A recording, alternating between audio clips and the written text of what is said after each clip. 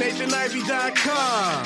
Mr. Ivey know the show must go on. As far as Cincinnati, man, I put on. Tunes made another flame beat for me to cook on. Raised arms, closed fists, yeah, too strong. Team NI, chop it up at the chop shop. Top notch with the king flow, the hot shot. Cop squats in, listen to the real, jumping like hopscotch. Nobody harder than, oh, no, think not. Not only citywide, but nationwide. Superlative, keep it locked like them Haitian guys. Put the truth in the airways, we talk about it. Brand new like the templates, let's be about it. Who got the info by the AM? Jono be the rapper, got them jamming when they play him. Staying in my lane, they ain't gotta okay him. Who the host with the scoop? Yeah, they gon' say him. Ivey, so superlative like a bag of Drippos. Show you where the bricks at, Cincinnati Reds at. One time where my people at. Team NI where my people at. It's the 5-1-3, yeah, you know the flow. What's the word, Nate? Let them know the show. One time where my people at. Team NI where my people at. My people at.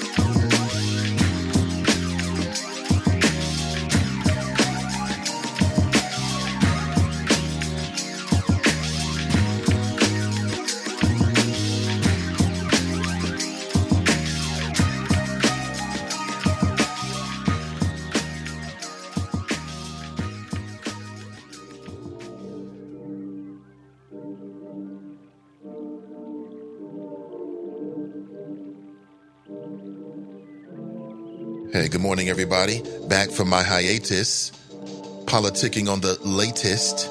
I'm Nathan Ivey, a Virgo with superlative flow. Welcome back to the Nathan Ivey Show.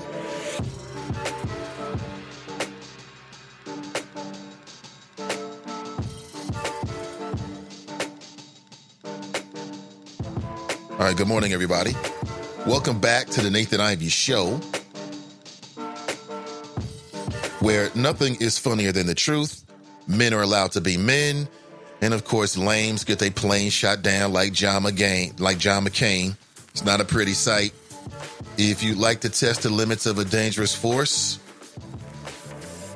513-873-7134. Should be a free phone call wherever you are in the United States. I'm not sure we got anybody listening outside the United States and wants to give us a call. You can do so at 513-873-7134. We make history every day that we broadcast. The longest running daily digital show. There'll be many after us. But we were first. Good morning. Yeah. I'm like the black Christopher Columbus of the digital space in Cincinnati. Only we didn't rape and pillage and bring... No, actually, just erase that. Okay, and we can get back to it. That never happened. Welcome back. I want to talk about Harriet, and I want to talk about T.I. I want to talk about the new movie Harriet. Have you seen it? Have you heard about the controversy? Have you heard how they playing black men's up in there? Making up shit, making up characters that never really existed. Mofos going on Twitter talking about, oh, I just feel so educated now. I never knew that there were black slave catchers. Yeah. And this is not a slave movie. Let me correct you right now before we even open this conversation so we can get on the same page here, buddy. This is not a slave movie. If you call it a slave movie, you already out of bounds. How do we know this? We know this because one of the creators, a black female, by the way, named Cassie Lemons, Cassie with a K, Kasi. And she is the part of the creative team behind this. And she says it is a liberation movement. It's about freedom, she says. Right? She says, quote, "What is the story of Harriet Tubman? What are you going to say? The story to me is about freedom. It's about movement. It's that she escaped. She escaped slavery and then went back to liberate others. Escaping and liberating others. This is a savior movie, not a slave movie, because I'm sick and tired of slave movies. New rule.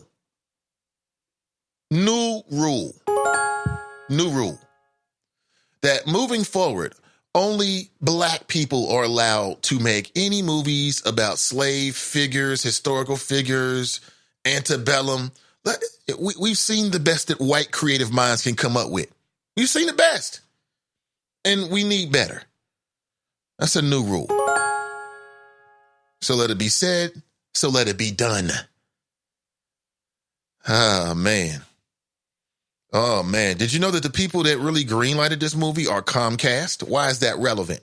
Somebody tell me why that's relevant. What's going to be happening in 2 weeks that relates to Comcast, who I told you a long time ago, they play progressive. These are some of the same folks that was lobbying to take away your internet freedom rights, whether you know you have them or not. A lot of folks are still in the dark about that. When they turn up the heat, then you'll be like, Nate was right. 2020 means everything. It means everything. Means everything. How many people are going to see the movie Harriet? If I gave you some free tickets, would you go see the movie Harriet? That might be the only way, right? For some of you folks. Are you hip to the controversy? I'll tell you what turned me off about Harriet Tubman was when I found out it was a non-African, it was a non-ADOS sister that was going to be doing it. That turned me off right there. That made no damn sense. How you going to get a British actress to play Harriet Tubman? That's the dumbest shit I ever heard in my entire life. Excuse me. Sorry about that.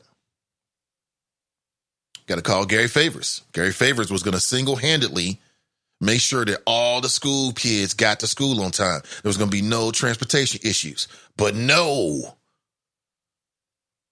Maybe we can get Gary Favors to stop me from cursing before 9:30. Because Gary Favors must have magic if he was going to pull that one off. That's great politics, though, man. It was right on time, too. It was a great ad. Great ad. How you going to do that? And you're just one school board member. You're going to do it all by yourself? That would have been hilarious. I don't know. Had he been elected, man, it'd be cool to see him do it. I don't know. But enough of that. Back to what I'm talking about. We're talking about the new movie Harriet. Have you thought about going to see it? Shame on you. Have you already seen it? Shame on you. I am going to see the movie. I'll probably watch it today. How? Fire Stick. Look at me. I'm all Fire Stick egocentric now, but there were members of the audience telling me about this years ago. You're right. You're right. Okay, let me put that out there before you start typing it. I see your damn choppers typing all the time. Cool. Shout out to Clue Magic. What up, Clue? Man, let me tell you something here. If I ever mistakenly call you, please hang up. I might be saying, I'm going to tell you right now, you might hear anything. And I don't want you to judge me by it. So I'm telling you right now, hang up quick. I might be talking to myself about your ass. Don't do it. Because I'm going to own it like, yeah, I said it. Nate, did I hear? Yeah, I said that. Yeah, I've had some uncomfortable conversations. I'll be honest with you. I won't even get into it because it's very uncomfortable. But that whole butt dialing and mistakenly dial, that shit is dangerous, yo. I might reveal things of my personality I don't really want you to know about. And here you are listening. Don't do it. Hang up quick. For your sake. Because I'm going to own it. I'm going to tell you right now, whatever it is, I'm going to be like, yeah, that was me. Mm-hmm. You're like, damn, Nate. Yeah, it's true. It's very true. I am human. Just like everybody else, right? Good morning to you. Thank you for being here.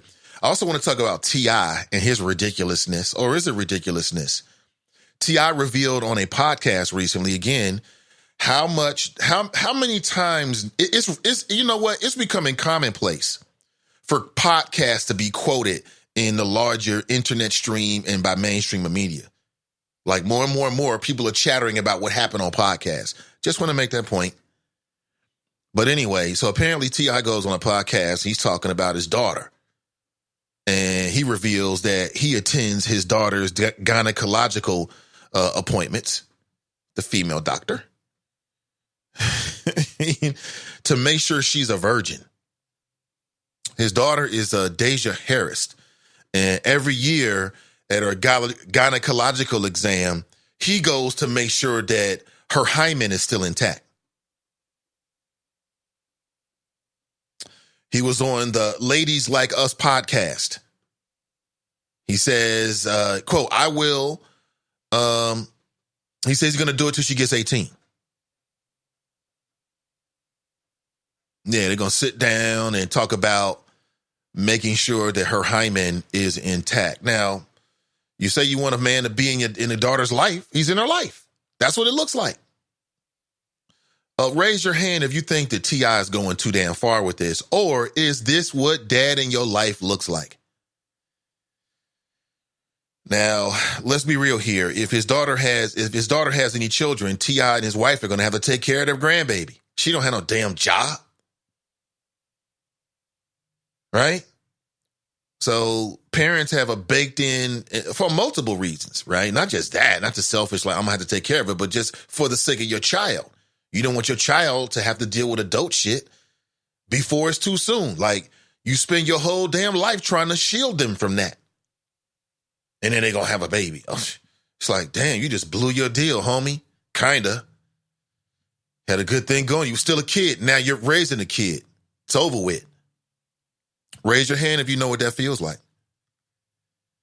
So T.I. says, I'm gonna go a step further. I'm gonna actually go to the doctor. Now, couldn't he just be on the phone? As I understand it, his daughter had to sign a waiver to allow him to go into the examination room with her. And I want to know from fathers out there what you think about this in particular. What do you think about this as a father? Did you do this? You like, oh, Nate, I thought this was normal. Okay. I'm a little behind. Did not know that. Good morning to you. Well, yesterday we got a chance to spend some time with O.Z. Davis. Any residual thoughts? You might think about that interview afterward, or you just on to the next thing, huh? I thought about it. It was very powerful, very provocative, and I think very real. And, we talking about high stakes here. I mean, that was not, a school board issue is not a small thing. That's a very, very important aspect of, making sure that the educational system in here in Cincinnati is doing what they need to do. And he'll be there, he said, till December. It's interesting. Ray writes, Grand Risings all. Hey, good morning, Ray. Good morning to you. Ashley writes, good morning, Nathan and the Choppers. Happy Friday Eve. That's right.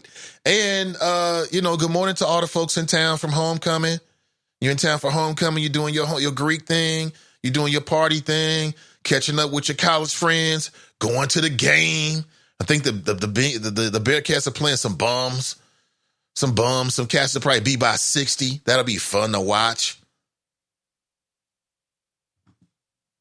Tanika writes, good morning, Nate and the Choppers.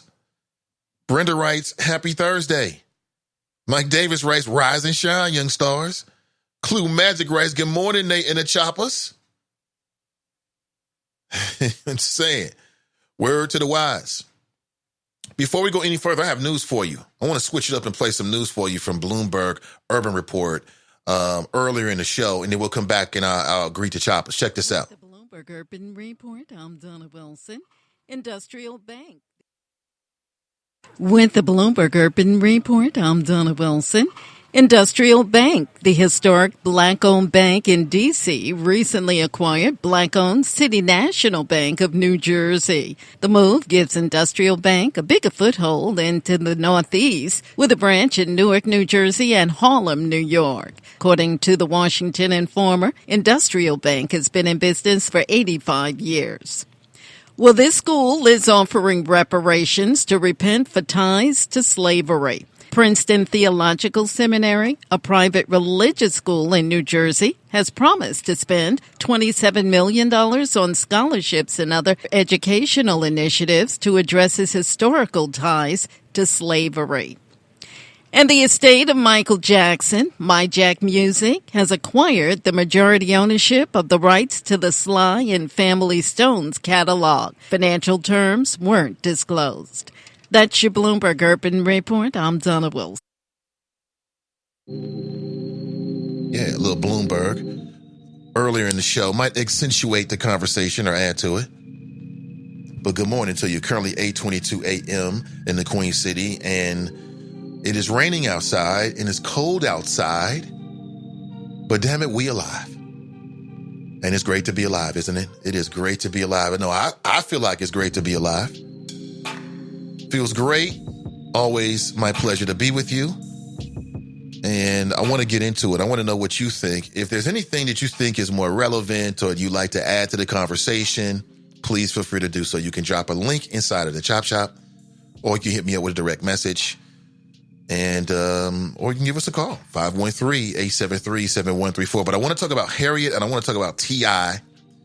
T.I., this brother, isn't that going just a little too far? I have a daughter. I never thought about that. Am I missing something here? Am I supposed to be checking on hymens? And I mean, look, the information I'm working with, and ladies who have had a hymen, please feel free to chime in on this topic this morning. But can't your hymen be broken and you never had sex? Isn't that possible? I don't know if that's a proper way to. And then what about oral sex? What about anal sex? I mean, this becomes a very sensitive and difficult thing to try to manage. Like, am I wrong here? You know, my number one thing in life is not to try to stop my daughter from having sex, or should it be? To this point, it hasn't been, because I'm back on my regimen. I'm not to that point. Her mother goes. I mean, she's had a hymen. I figure she's an expert on it. I haven't felt as if I need to go myself. Is this an overreach of dad's power? Or is this the kind of fathering that this is what it looks like when a father is in a daughter's life? You tell me. Brenda writes, happy Thursday. Brian writes, morning. Pat writes, good morning. Sister V writes, Hotep, beautiful black people. Yes, Virgos rock. Yes, they do. Yes, they do. Virgos are capable of incredible good and incredible evil. At the same time, it depends. It could go either way with a Virgo. But if you can get a Virgo in your life, you've done a good thing. And you're listening to the most superlative Virgo on the planet, so it's going to be a great day. Cool Magic writes, what is that? I can't even read that. Something, cut. Tony writes, I'm not sure what that is. I'm sure it's over my head. It's all me. Tony writes, good morning. Pamela writes, good morning, Nate and the Choppers. Mason Marley writes, morning, Nate and the Choppers. Hashtag Mr. and Mrs. Soul Food. There ain't enough fish plates in the world. That is hilarious. I'm going to reach out to, and again, I won't refer to her as Miss Soul Food, but I want to know what she thinks about that. I'm going to reach out to Elisa Murphy and see if she will call into the show and share with us her experiences. Let me see here. I want to reach out to her right now. I mean, I have no expectation it'll be this morning, but perhaps sometime we'll get a chance to speak with her. That'll be dope. Hold on. I like to do things live on the air. I don't know. It's just me. There it is. Okay, great. All right, I'll send that business during the show here before 9 a.m. because I like to get her perspective. Pamela writes, good morning, Nate and the Choppers. Mason Marley writes, morning, Nate and the Choppers. Mr. and Mrs. Soul Food. I think I read those already, of course. Miss D writes, greetings. Drop writes, good morning, Choppers. If Tuesday's black voter turnout numbers in Mississippi are an indication of 2020, hashtag Black Votes Matter, hashtag ADOS, 5 to 8 is all it takes, hashtag where is Barack Obama? Tony writes, I guess my next question is, do the whiteys get killed? Are you talking about what? Wait. Do the whiteys get killed? What are you talking about, Tony? Are you talking about the movie Harriet? Well, let me confess I have not seen the movie Harriet, but I will. I will see the movie Harriet. Hopefully I plan to get a chance to watch it today on Fire Stick. Between now and the next person, I should have watched at least most of it. I might skim a little bit. I got a chance to see Antonio Muller's breakdown of it. He's doing like some video breakdown for the Griot. And he does that YouTube show, Tone Talks, ADOS co-creator. And he went in on the movie. Now, he hadn't seen the movie either. But he revealed some elements of that movie that are just some made up shit. They just made up some characters.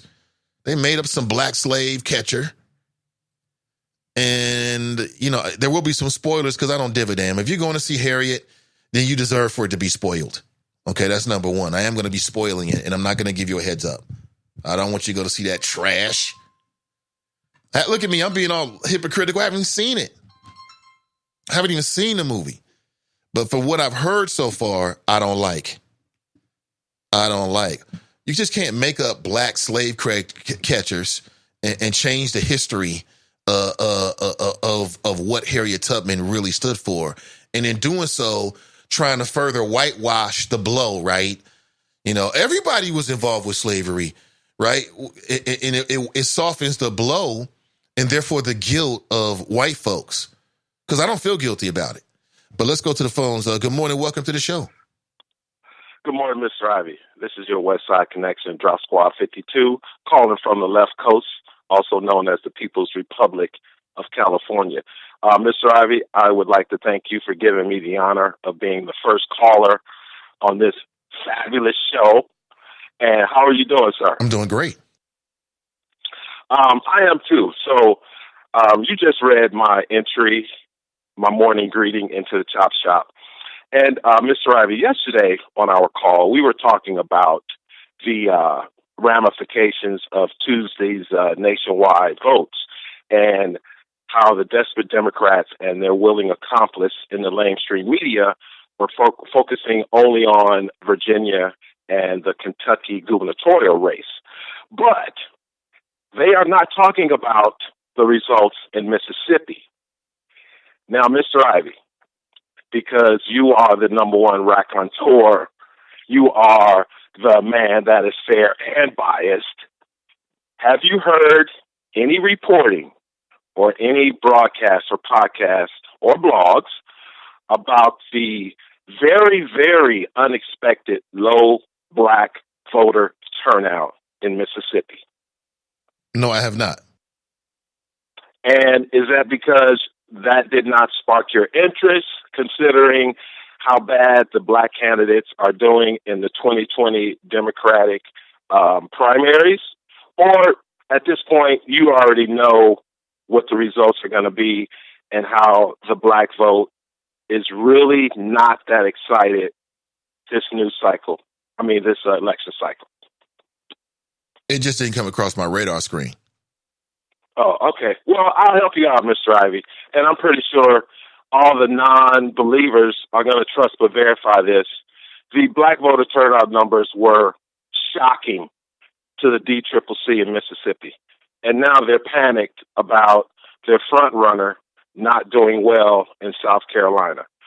So, Mr. Ivey, again, like I've been saying on your show, because you allow me to voice this unorthodox or unusual opinion that is in the Chop Shop, or at least those in the Chop Shop who have the nerve to pick up the phone and let their voice be heard. But, I mean, the Chop Shop will do. I mean, we got some prolific writers in the Chop Shop. But, Mr. Ivey, before I go, sir, and again, thank you for letting me be the first caller to get the show started. Mr. Ivey, there is a serious problem in the Democrat Party with the black vote, because the black vote is a wide variety of voters. Okay.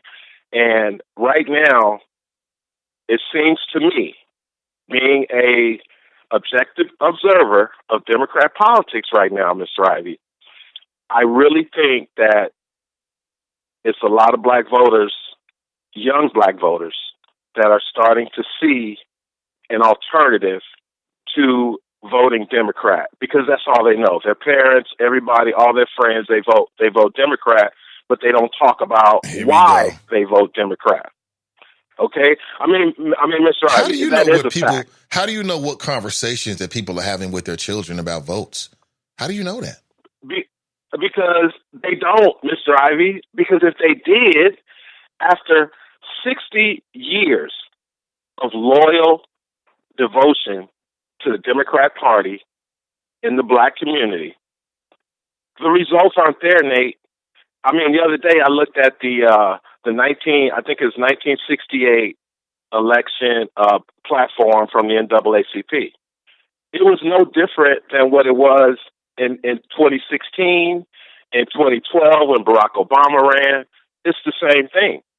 The same thing that is happening today in the black community was happening in the 60s when they tied their wagon to the Democrat Party, expecting results to these conditions. But the conditions have just gotten worse in some areas. So all I'm saying, Nate, with the invention of the internet and technology and economic growth of sports and entertainment, with all these young millionaires and billionaires out there, Nate, all I'm just saying, Nate, those children, like you're talking about T.I. and what he's doing with his daughter, okay? Some people say that's unorthodox. But T.I. is not your average black man. Even though he grew up in the hood, this man has been around money, okay? He's been around white people, okay? So all I'm saying, Nate, the black electorate is changing, and we're going to find out real soon, because they're not going to talk about it, Nate, unless you seek it out. But I dropped a few links on Nathan Ivey from Cincy on Twitter, okay? So they're from legitimate sources, so you can check it out, Nate. But maybe Mr. Mahler or Kev on the cell will call in and offer some other information that maybe I did not see when it comes to the black voter turnout on Tuesday. Because, Nate, if it was up there, they would have led that in every story, especially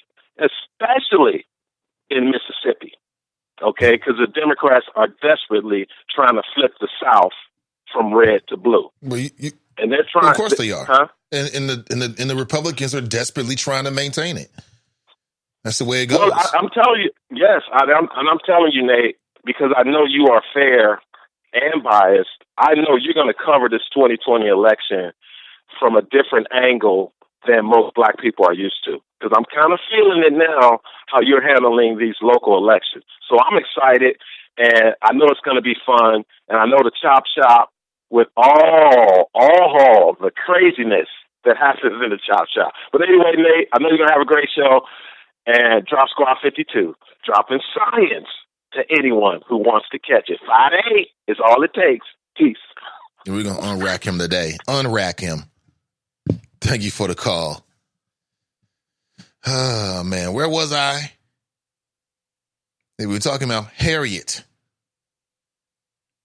And I want to know if you've seen it. The director is a black female, Casey Lemons. She said the movie is about, they want to focus on freedom. And there's a lot of conversation right now about a character that there is no historical reference for.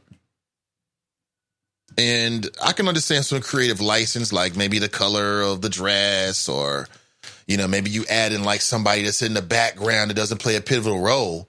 But you just can't make up black slave catchers. So that's apparently a big part of it.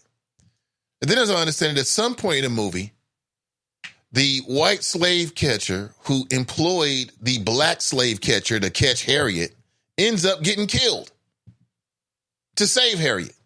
And again, it's just like psychological warfare on some levels. But let me go to the phones. Good morning. Welcome to the show. Hey, good morning, good buddy. How you doing? Doing great. How you doing? Oh, I'm pleasant. Good to hear. rainy, frigid afternoon here in the or morning here in the Republic of Cincinnati. I know. Beautiful to be. It's great to be alive. You know, yes. Couple things here. I have no interest in seeing Harriet. I'm done with the slave movie narrative. I don't, historical or not, I get it. But I told you what happened when the first time I saw 12 Years a Slave. The part where they breaking him in and beating him. You're a runaway N-word from Georgia. You're not a free man. You're a runaway N-word from. They beat him. I left.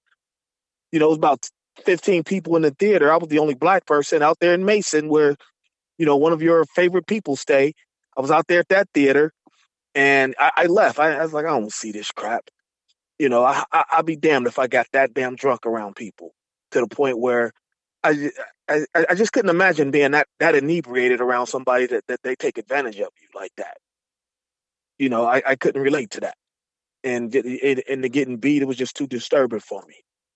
So I left, but I eventually saw it again and was pissed that I repaid to see it. So when you saw it again, was it in a theater? Yeah. Okay. The same theater? Yeah. You went back? Yeah. That's where I was staying at the time, Mason. Okay. And as far as T.I.'s daughter, pardon my language, audience, but let's keep it a buck, Nathan. He just don't want people being able to go around and say, I knocked off T.I.'s daughter. That's all. He knows he's famous. He does, I'm sure he cares about his kids, but that's part of it. Part of it is his rep. And the way he, used to talk about, treating women, especially in the early rap days before he made the trigger. We just lost you. We just lost you. We just lost you. How'd you lose me? I don't know. You sound muffled or something now. Okay. Is this better? Yeah, that's better. Okay. I had to adjust it around my beard. The manly hair on my face. He just don't want that. And before he made that, it just went bad again. Okay, is this better? That's much better. Okay, now, before he made the tricking anthem, whatever you like, he wasn't necessarily he was basically into the gangster rap narrative, talking greasy about women and all that. And most of us men, we would be very upset if our daughters ran into a guy that treated women like we did, talked about women and all that kind of stuff, like most of us did when we were in our teens. I don't say most, but a lot of us did in our young 20s and teens. That's part of it. So that's over. I think that's a bit much by him. But at the same time, I get it.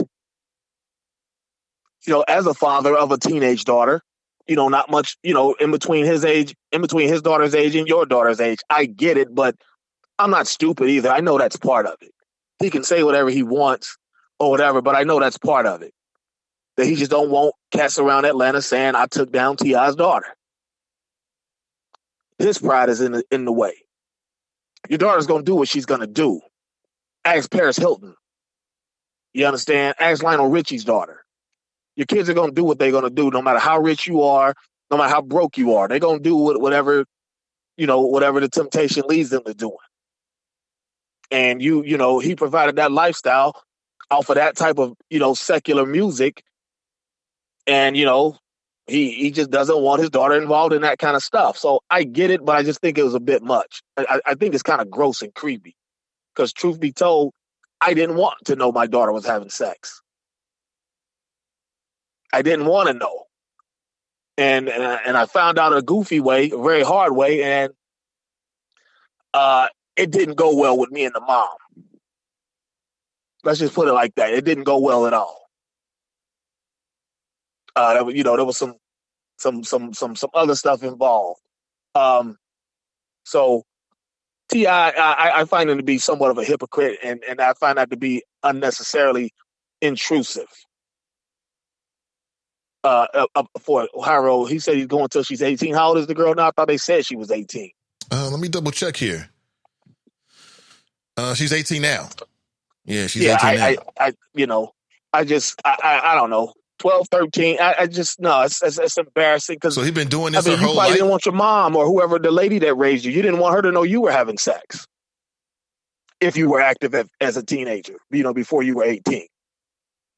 Is There's certain this one of those old school things that we just lost touch with, and it seems wrong through traditional lens? What seems wrong? His T.I. being this involved with his daughter's hymen.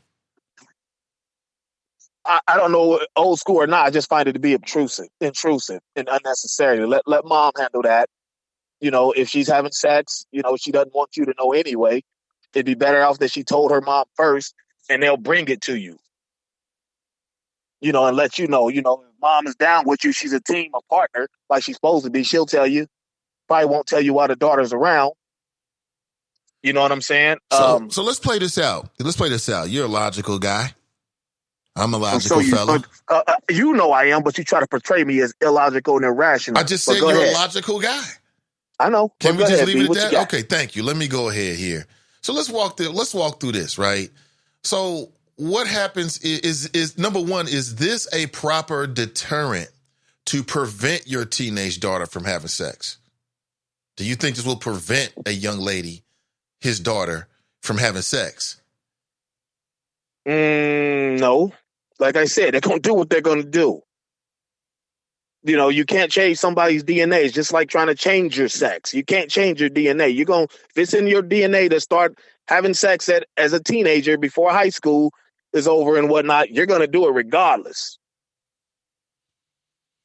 And then the second thing is, let's say they go in there and the hymen's broken. That conjures up a very uncomfortable moment for daughter and father. That'll be right in front of this doctor where he's like running her down about what she did or she didn't do. I don't know. I'm not sure that's the right way to go. If that's that last scenario you mentioned, it make me honestly think of the scenario with Adrian Peterson and the doctor. The doctor, discovered the bruises and reported him for child abuse. If I know I'm the doctor and I know that the hymen has been broken, even though, like you said, it doesn't have to come from sex. It could come from anything. Several different ways it could be broken, not just sex.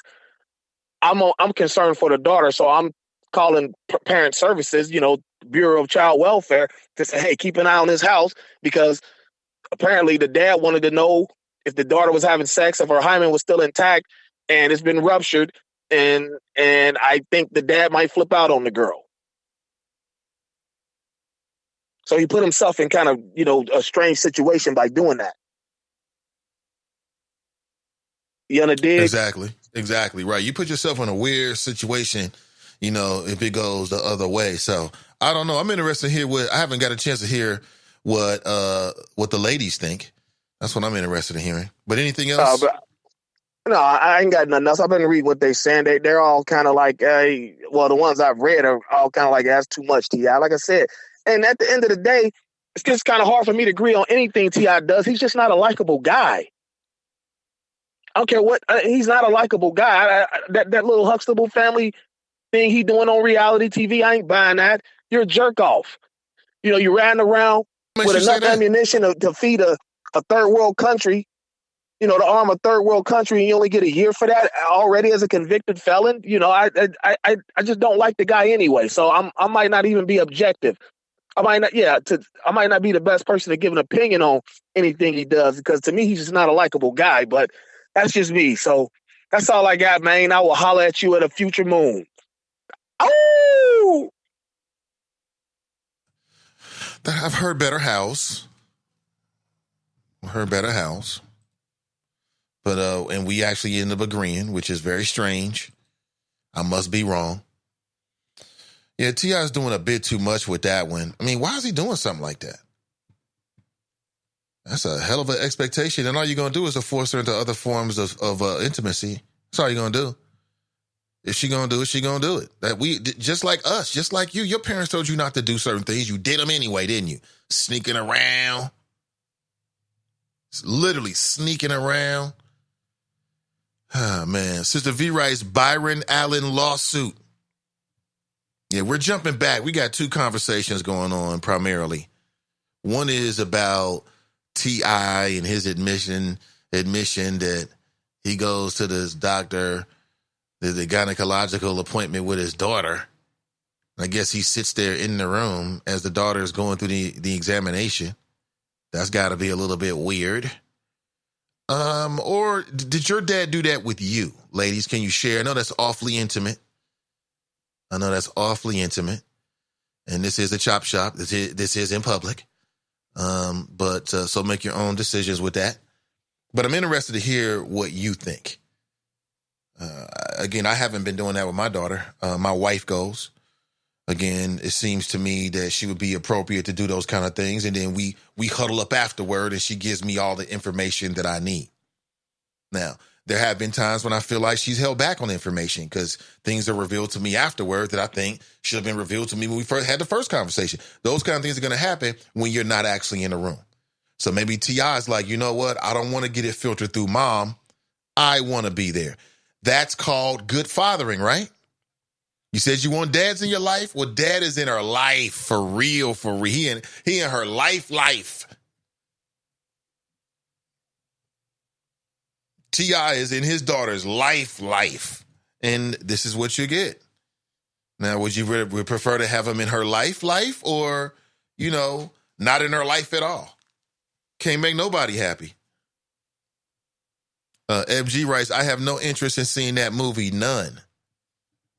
Somebody in this room has seen the movie. Somebody has seen the movie. I'm sure you have. Stop lying about it. I ain't even really seen no trailers of this. This is the first time I'm watching the trailer. Focus Features, which is owned by Comcast. You got to be miles away from here, Dawn. Where is she? Now, hold on. I just want you to understand the ridiculousness and the hypocritical and two-faced nature of Comcast, okay? I just want you to understand this. Like, while they are simultaneously putting out this trash propaganda about Harriet Tubman to convince us that it was the black slave catchers. Oh, that was the great evil. It was the black slave catchers. Well, them motherfuckers they weren't operating in the South. They must have been in the North. And there are some historical references, as I understand it, of men of that nature, but we don't have no real names. They making up names, giving it life, and therefore putting the masses to sleep. From what I gather, people are going to walk out of this movie thinking, oh, it just wasn't black people. It was it was a part of the slave trade. There was black people that participated. There were black slave catchers. I get one of your white friends at work is going to bring this up to you one day. I'm telling you right now. This will be in 2020. They'll be like, nobody ever wants to talk about the black slave catchers. I guarantee it's going to happen. And that's because one of these mofos, one of these white folks at your job, is going to go see this movie Harriet, which, for what I understand, is doing well. Black people ain't going to see this crap. These are ignorant white folks. They're already ignorant, and when they walk out of this movie, they're going to be even more ignorant. This is psychological warfare. So at the same time this is going on, in 2 weeks, guess what happens before the Supreme Court? That's right. Comcast versus Byron Allen. And Comcast has gotten in bed with the Trump administration to essentially undo rights that have long established as it relates to black people, their commerce, and their ability to do business without breaking it all the way down. And I just feel like it's quite amazing. And as I understand it, the black slave catcher gets killed by the white slave catcher to save Harriet. Now, if you can't understand the symbolism in that and relate it to real life, then I don't know what to tell you. You just can't see things. You're just not going to be able to understand the Nathan Ivey show on certain levels. And that's okay. But that is some BS. Some straight BS.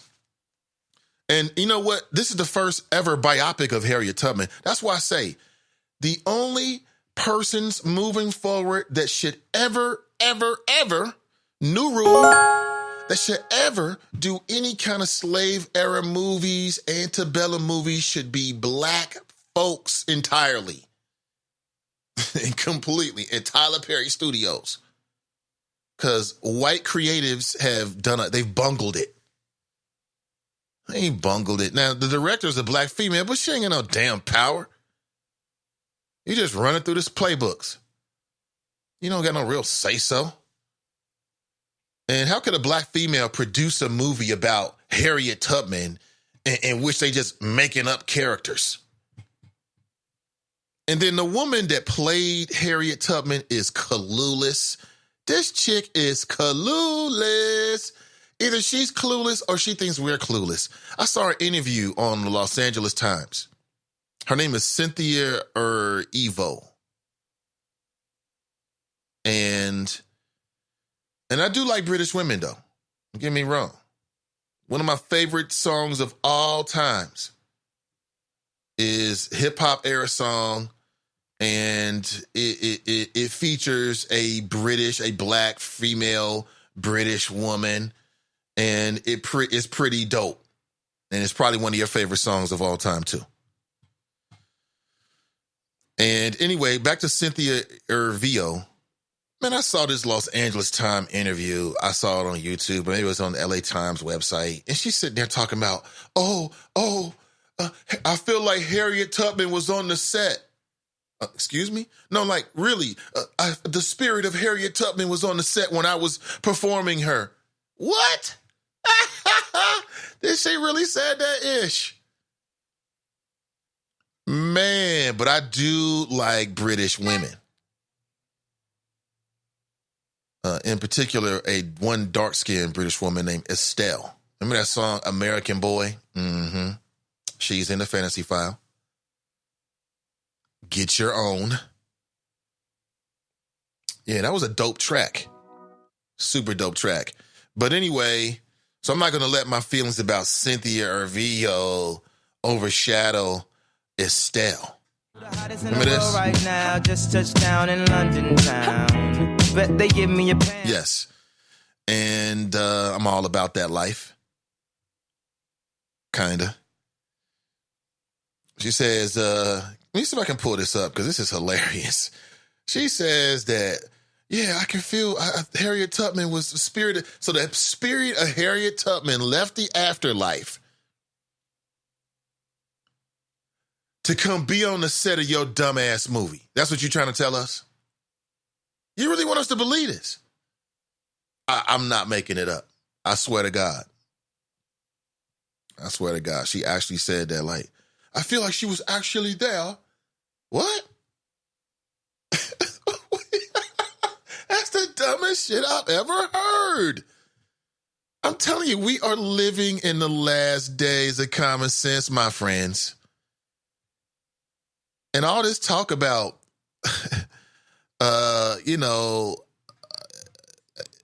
it's just amazing. Like I said, not everybody should be in charge of certain movies. And this is, to me, dredged up. See, we're mismanaging, historical figures again. You have people out there that want to put Harriet Tubman on the $20 bill. If that ain't, it's just oxymoronic. It is oxymoronic to put Harriet Tubman on the $20 bill. It is crazy. I mean, Harriet Tubman should never be on any currency. Now, I bet you there's some people in the audience like, that'll be a big, oh, Nate, you tripping. They got them white boys up there on the $10 bill. What are you speaking of? Think about it. Harriet Tubman fought against her people being currency.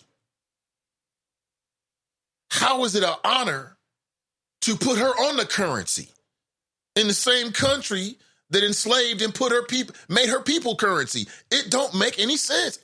It blows my mind when I hear black people say this. Oh, that'd be a great honor, Nate. No, it wouldn't. It's a slap in the face. She fought against the commodification of black bodies. Now you want to put a black image on the currency?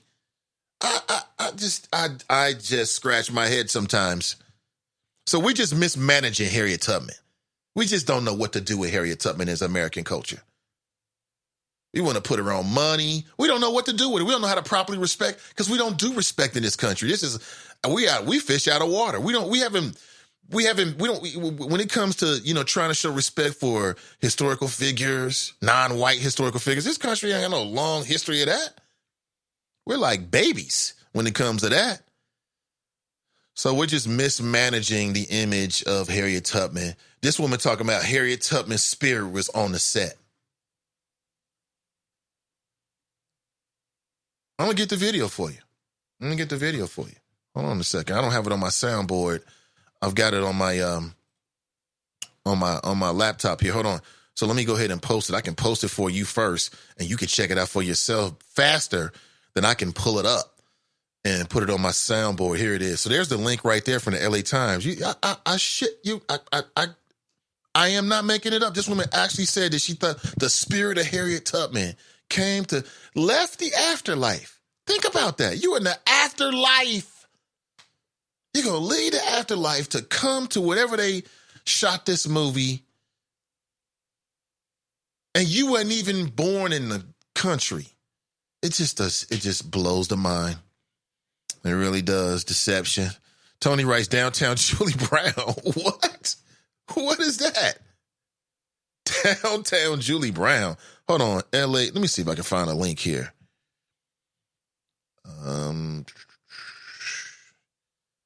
What is the title of this crap? Yeah, Don't Call Harriet a Slave Movie. It's a freedom story. It's a freedom story. This is some of that goofy art stuff, right? Like, see the bigger vision and all this kind of stuff. Oh, dear Lord. How'd they get that green lit? Oh, that's right, because Comcast wants the ignorant masses to be even more ignorant. But people went to go see the movie. I bet you it was full of white folks. Looking to wipe away their guilt. And Comcast served it up in the form of, guess what? Another black boogeyman. You can't. And this is 2019. Y'all still making movies like that? But see, I knew it was Gonzo from the beginning when they got the actress. I'm like, wait a minute. She ain't even ADOS. This movie is tone deaf. I mean, here we are in the age of ADOS and fighting for reparations. You come up with the first biopic of Harriet and you use a non-African American actress? That tells you off the top they not real. This is Goofy Town. But it was full of white folks making themselves feel good about their racism, their granddaddy's racism, and their great-great-grandfather's racism because the movie served up a non-historical character that's not in the reference books or the record books whatsoever. And, that's why it's going to be tough for you at the water cooler. So get ready for it. Bigger Long is his name. That's the character who's the black. So Harriet runs away as I understand it. They get a white guy, and he's like, you know what? Who knows the darks more than the dark? So he goes to get a black slave catcher who's like the best premier slave catcher in the world, and he gets more of his people back in bondage than any other man. I'm not making this up. This is like part of the plot of the damn movie. What self-respecting black man that's non-media? Now, if you're media or if you're just intellectually curious and you want to go see it, okay, I get it. So you can break it down, cool. But if you're trying to get popcorn and like really have a good time and like, no. And, let's remember this. Black men were victims of slavery. Let's just remember that. I know we understand when it comes to women, but black men were victims of slavery. But they want to create these characters made for TV, Hollywood, Bigger Long, to make it seem like, oh, nah, yeah, some of you were victimized, but some of y'all was making money off of it. To soften the blow and the responsibility of white people. That's all it is, straight up and down. Yeah, got to remind people, black men were victims of slavery. You got to tell some people sometimes, like, just stop, pause for a second, okay? Black men were victims of slavery. Victims of slavery. Let's not forget that. And let's not forget that Harriet Tubman should never be on the currency. Please, when people say that, please shut them down. Please shut them down. She fought against her people being currency. You know, that's what slaves were. I'll trade you 2 for this and 2 for that. You're currency. How is it showing her respect by putting her on the image of her on American currency? Can you intellectually tell me how that makes any sense? But you guys, very smart people, apparently run around on the internet. Oh, yeah, this would be a great honor. A great honor? These are ignorant individuals. I'm going to go ahead and say it. That is one of the most ignorant things I've ever seen in my entire life. Hopefully, I'm not speaking of you, because it ain't personal. It's all flow. It's all flow. Yeah, it is deep out here, man. The propaganda is real. Black man, the propaganda is real. It is real and alive today. And the cultural forces want to separate black men from black women. So they do. And that helps to explain the movie at the end, you know, the exoneration of the white guy at the expense of the black dude. So he's supposed to, so Bigger Long is like the big bad evil guy chasing her down. He ends up getting killed by the white slave catcher to save Harriet. Huh? What? Huh? Come again? I'm telling you, it's going to be some real ignorant people. I mean, we're going to get an influx of new dummies leaving the movie theaters. And it's going to pop up. I guarantee it. I guarantee it's going to pop up. It's going to pop up on your job. Nobody ever talks about the black slave catchers. Get ready for that. Get ready for that. Thank you, Casey Lemons. I mean, some of these sisters, man, have lost their way. They have. We'll never talk about it, but there's an element of the sisters that have lost their damn minds. It's lost it.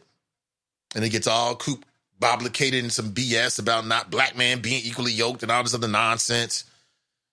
Brains filled with goobly gop dop, doobly dop stop. Just the dumbest shit you ever heard of. Oh, man. Like I told you. You know, I just don't understand it. I don't get it, man. This culture trying to divide us. Trying to keep us divided. That's what it is. They don't want the black man, the black woman to work together. Sister V writes, Byron Allen Lawson, I think I read that. Pamela writes, that's why I do not watch Hollywood movies about our history. It's fabricated, made up, and unfair. Our children will never know our real history unless we educate ourselves and tell them. FG says she has no interest in seeing the movie. None. Ashley writes, I have no interest in seeing it. She writes, the Fire Stick is amazing. It is. It comes in handy in times like this because I would never pay for it. And is it worth my time and travel? Not. It's borderline. It's borderline. Let's just say, thank God I have got a Fire Stick now. So I don't have to do all that. All I got to do is maybe sit through a couple of like slow moments. Boom, I can get the gist of it. Drop writes, Nathan Ivey butt dialed me. We've got the hymen of T.I.'s daughter is in here this morning. He writes, good morning, guys. The hymen of T.I.'s daughter. Didn't know she had an account. All are welcome. Clue Magic writes, Fire Stick is the only way I will watch Harriet. In the movie, I hear she is sympathetic to her oppression and is hunted by a brother, which is the main protagonist, not the slave owners, right? Right. Tell you, it's going to be some good old boys. It's going to be some cats, not even good old boys. It's going to be some primarily white people, because I can't see black people going to see this movie like in droves. You have some people that's interested, you know, but when they get there, I'm not really sure they're going to get what they think they're going to get. I mean, for me, the story of Harriet Tubman, as I understand it, again, thank God Tyra Perry has his own studio. We should put out a more realistic version of Harriet. That's all you can do. The movie's out there now. It's just like Dumb and Dumber.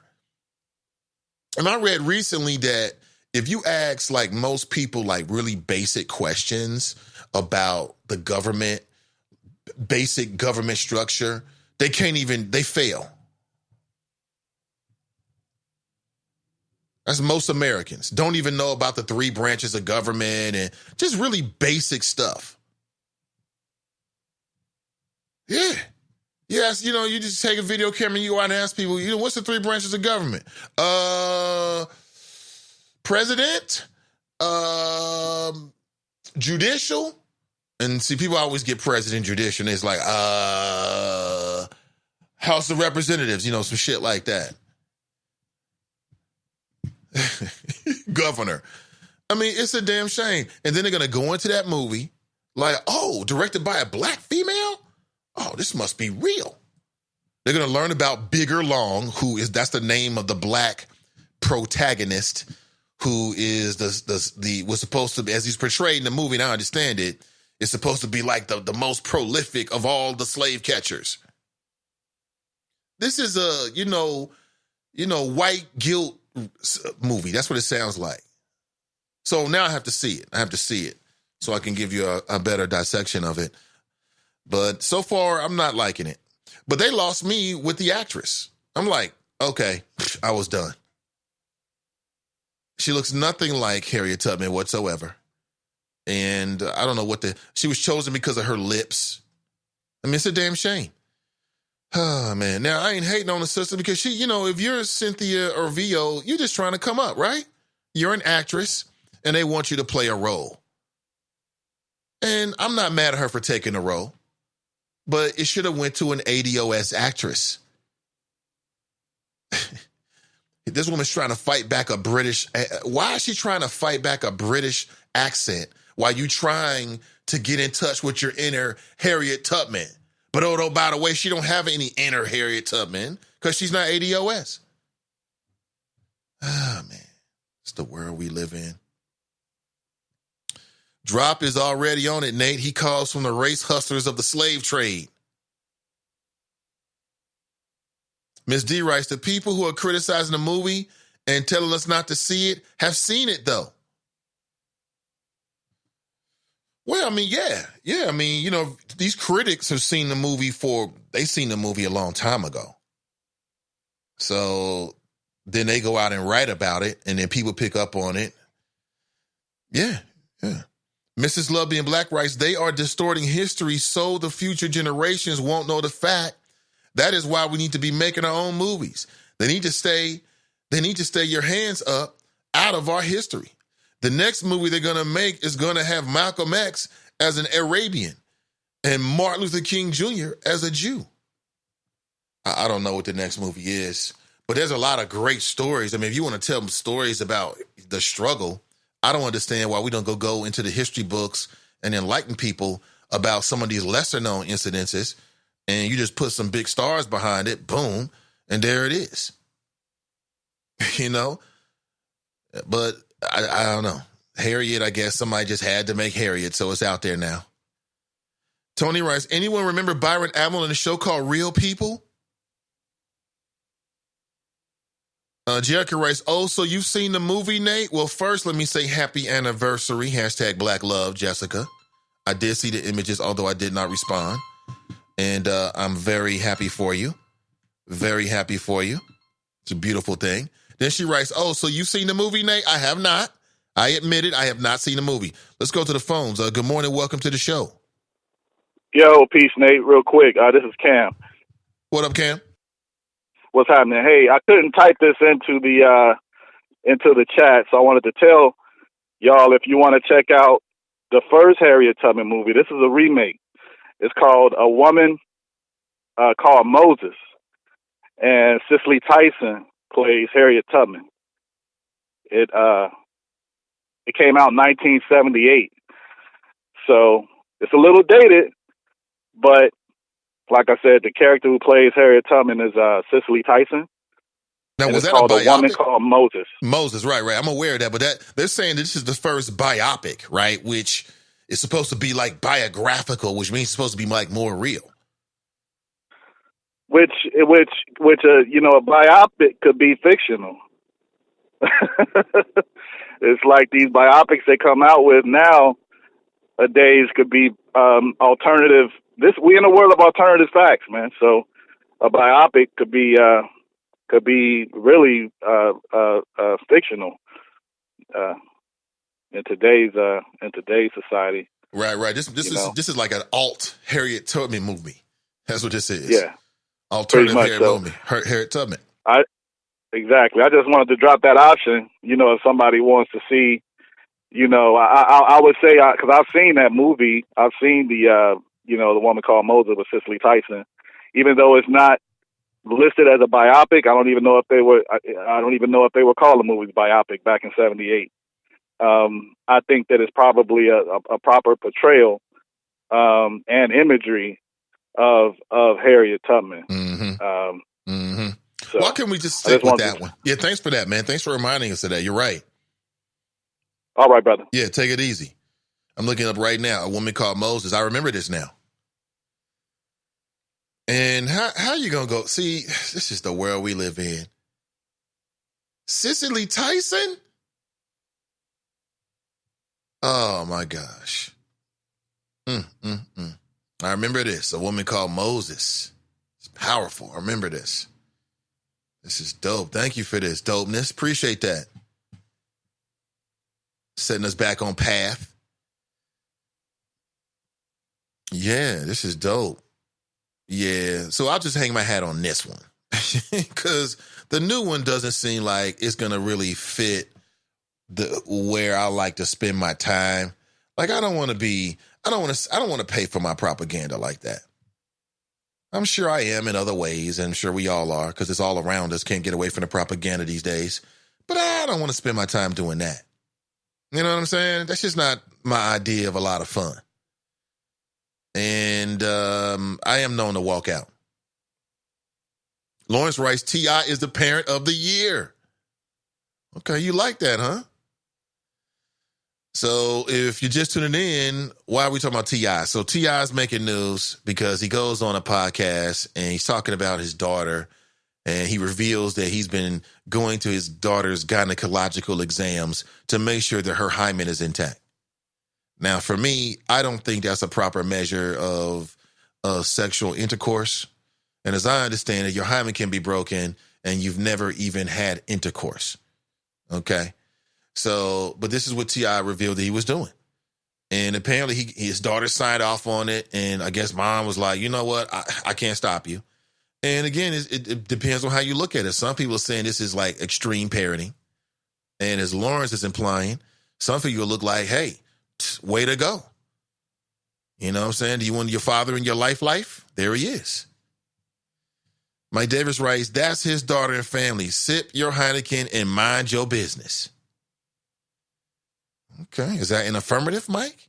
Mason writes, maybe you can tell the Chop Shop Dropzo why you aren't talking about black voter turnout in Virginia and how the Dems have full control of both houses. Maybe you can tell us, Dropzo, why the Republicans have lost houses in 10 states since Donald Trump has been elected, ? I'll wait. ... Hashtag light work. Hashtag get on my level. Hashtag not that African American over there. Tony writes, so what happens if it ain't intact? Well, it sets up an uncomfortable conversation where T.I. is going to be questioning his daughter about whether she's had intercourse. That's what's going to happen. I mean, he's not going to go through all these visits just to not say something if he gets the result he's not looking for. I don't know, man. That seems, is this a father's role? Is this old school or is this new school? Clumazic writes, if Deja Harris got pregnant today, she will be all right, right? She'll be all right.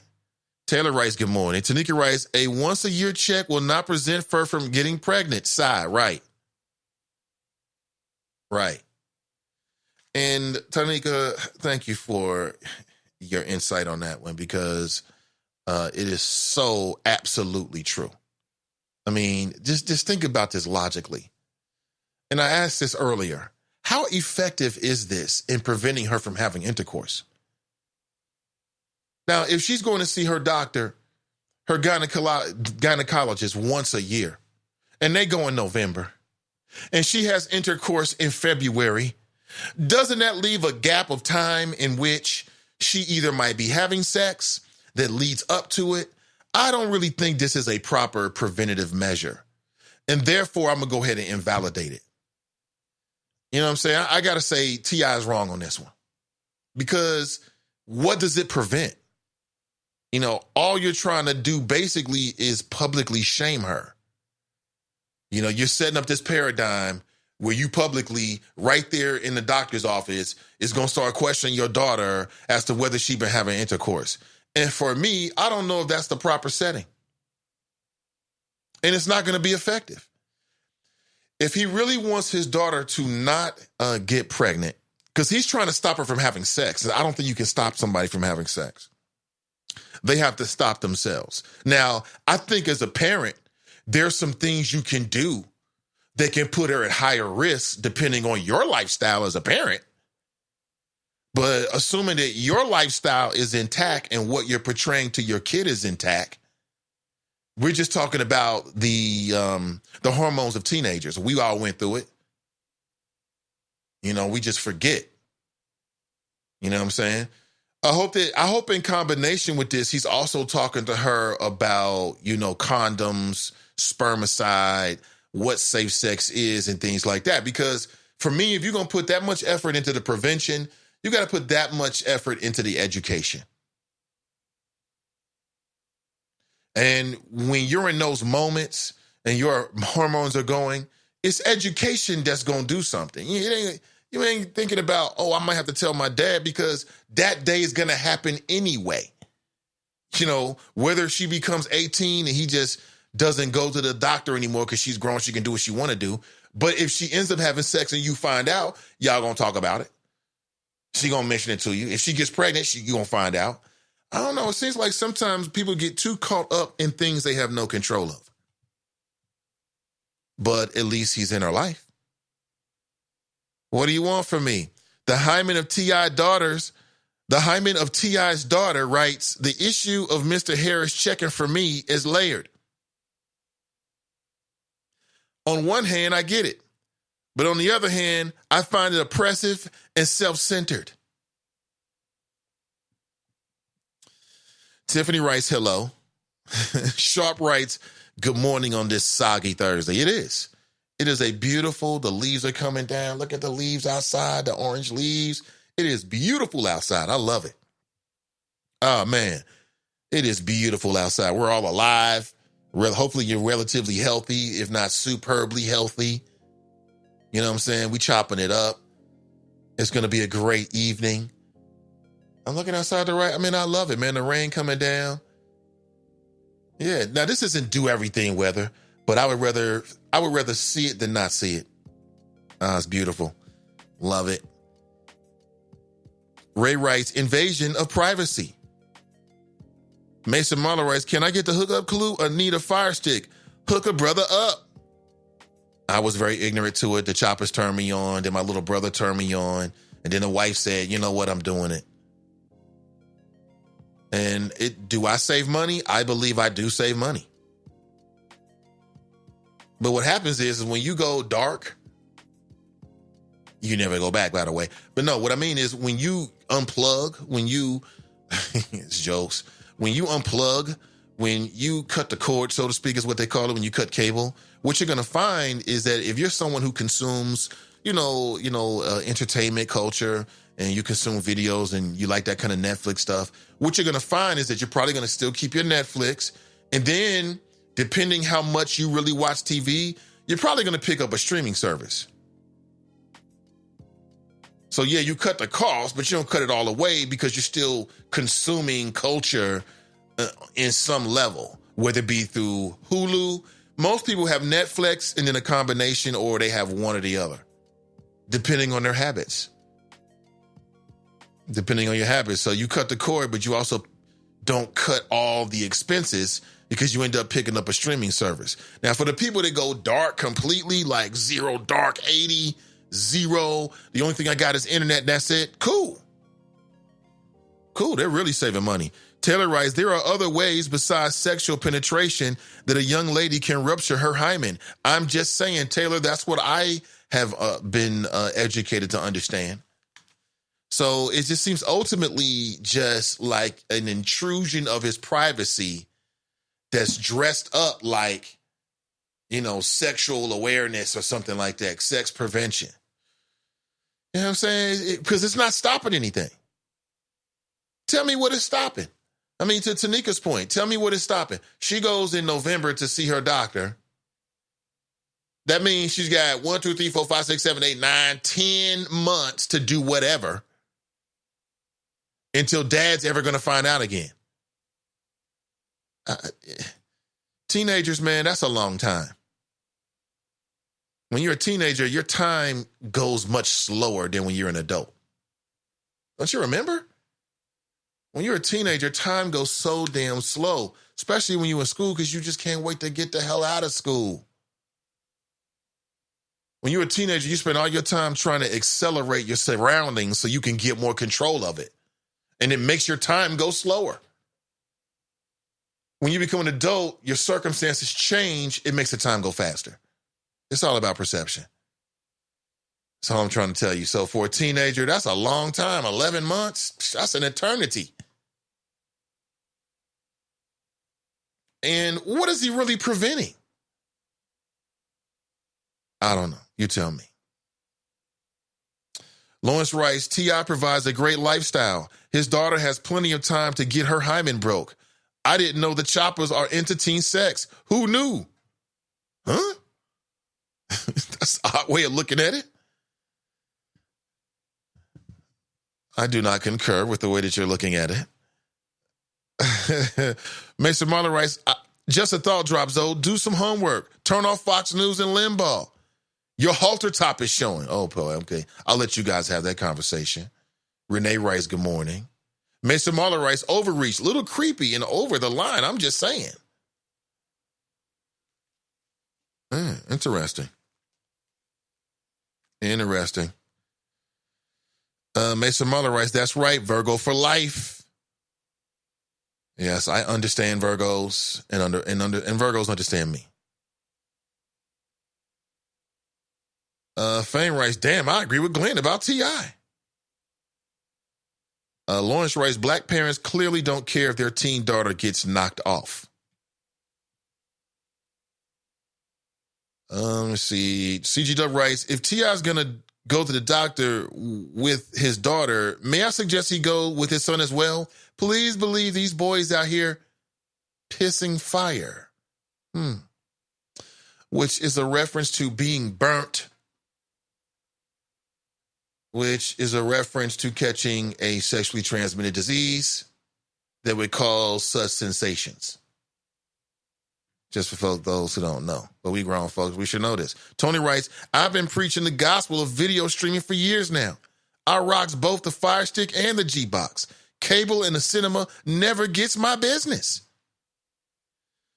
What I found is the Fire Stick is cool. I don't want to oversell it because the problem with the Fire Stick is that, the files may sometimes be either, I won't say corrupted, but it doesn't play smoothly all the time. There are times when it may pause, and then you've got to scramble to kind of figure out what that means. Now, before you say, Nate, you got to break your Fire Stick. I broke my Fire Stick. I went into the back of the Fire Stick. I went on YouTube and learned how to do this. And I learned how to get more space on the Fire Stick. And I learned as much as I could in a couple of videos about the Fire Stick. But I still have that same problem. So it could be any numerous issues. Could be numerous issues. So that's the only thing I'll say about Fire Stick. Like, I like it because with my watching habits now and time, which is not a whole lot, it works for me. You know what I'm saying? I think my daughter, there are some times when it streams better than other times, which makes me think it has something to do with the neighborhood or something like that. I don't know. But overall, I am happier with it than I was with cable. Because what I realized is that I didn't watch a lot of TV. I'm just paying for it and no one's watching it. The wifey doesn't really watch a lot of TV. None of that nature. My daughter streams everything. So I had cable. It was just sitting there. And it had to go. See more here. Cameras, good morning, Ain't the Choppers. I'm in the Natty from beautiful South Florida, where it's currently 82 degrees and sunny. Yeah, we talked to Cam earlier, man. Appreciate the call. You're in the Natty, huh? Great. It's great to be alive, man. Like, that's what I would say. It's like, you get what you get when you live in Cincinnati. And I take the good with the bad if this is bad. In fact, I think it's all good, actually. It's just a change in the weather. We like this, man. That's why you live in the Midwest. If we didn't like it, we wouldn't be here. This is Cincinnati weather at its finest. And what's the forecast for the winter? I'm oblivious to it. Anybody know? Is it projected we're going to have a mild winter or a harsh winter? Please let me know. I'd like to know that. Mason Marlin writes, Black people left the Republican Party because of Barry Goldwater and his objection to the Civil Rights Act. Dropzo is clueless. Is that right? Pamela writes, wait a minute. Isn't it the same point Drop was trying to make yesterday when they called him out on something and all of a sudden he had to hang up because something supposedly happened and he had to hurry and hang up? Drop, please. You are a fraud. Miss D writes, I have seen the movie and technically they made up 2 black slave catchers. So you saw the movie, Miss D, huh? Yeah, they made up. What's his name here? Let me go back to my notes here. What's his name? His name is Bigger Long. Just made up people. And again, there are too many ignorant people in this world. This is fake news at its finest. Fake media. It's going to make up some shit so that white people can feel better about themselves when they leave the theater. Like, you know what? I didn't know about the black slave catchers. That kind of changes things. Here I was with all this guilt about what my great-great-granddaddy did as they drive back down over the Rhine. I'm going to bring... I wonder if Tyrone at the office knows. You know? So Tyrone at the office is going to have to hear this. It's not going to be good. So Comcast owns a studio that produced this movie. And these are the same people that lobbied to take away your internet freedoms. I'm just piecing this all together here. These are the same people, Comcast, that's about to go before the Supreme Court and argue to take away rights that have been bedrock principles as it relates to black people and their ability to do commerce in this country. Fighting against Byron Allen, who alleges discrimination. All this shit is tied together. MSNBC owned by Comcast.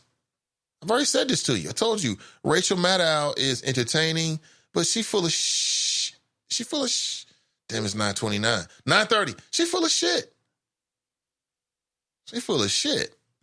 Like Rachel, but her topic selection, I think, is she gets the word from Comcast, like, don't talk about this. Let's see. That's one thing don't see a lot of anymore.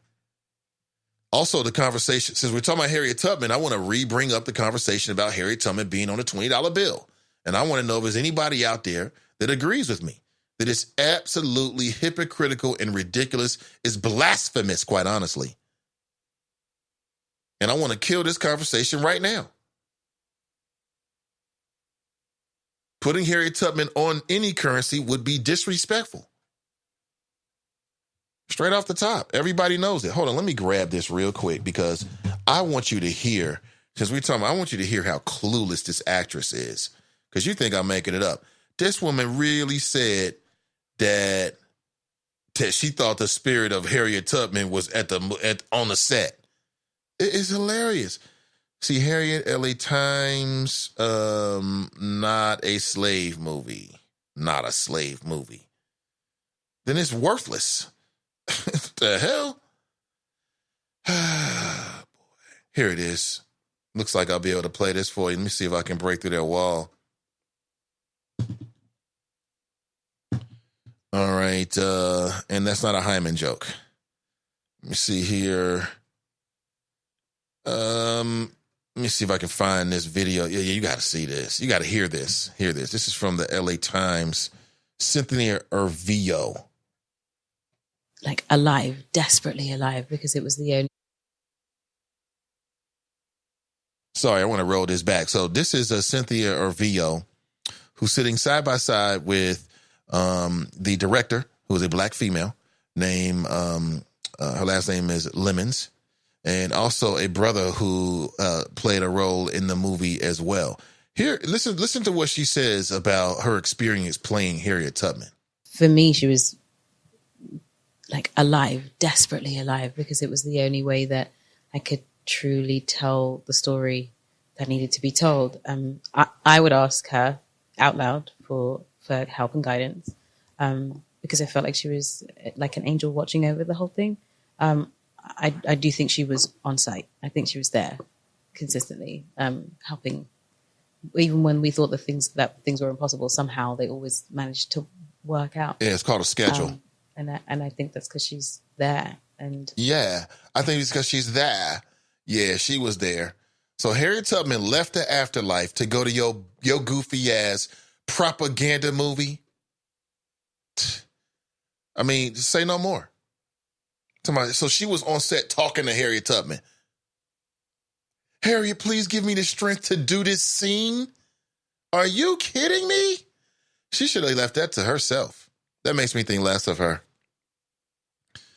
I am sorry. Let's run this back. This is some of the goofiest shit I've heard all day, all year. Like alive, desperately alive, because it was the only way that I could truly tell the story that needed to be told. I would ask her out loud for help and guidance, because I felt like she was like an angel watching over the whole thing. I do think she was on site. I think she was there consistently, helping. Even when we thought that things were impossible, somehow stuff. They always managed to making cookies work out. And I think that's because she's there, and I think she's alive because of the work that she did. And Need I say more? Need I say more? How could this movie be good if she's playing Harriet Tubman? I bet that was a sight to behold. Her all dressed up with her period clothes on, looking like Harriet, dressed up like what they say Harriet Tubman dressed, talking to Harriet on the set in front of white folks.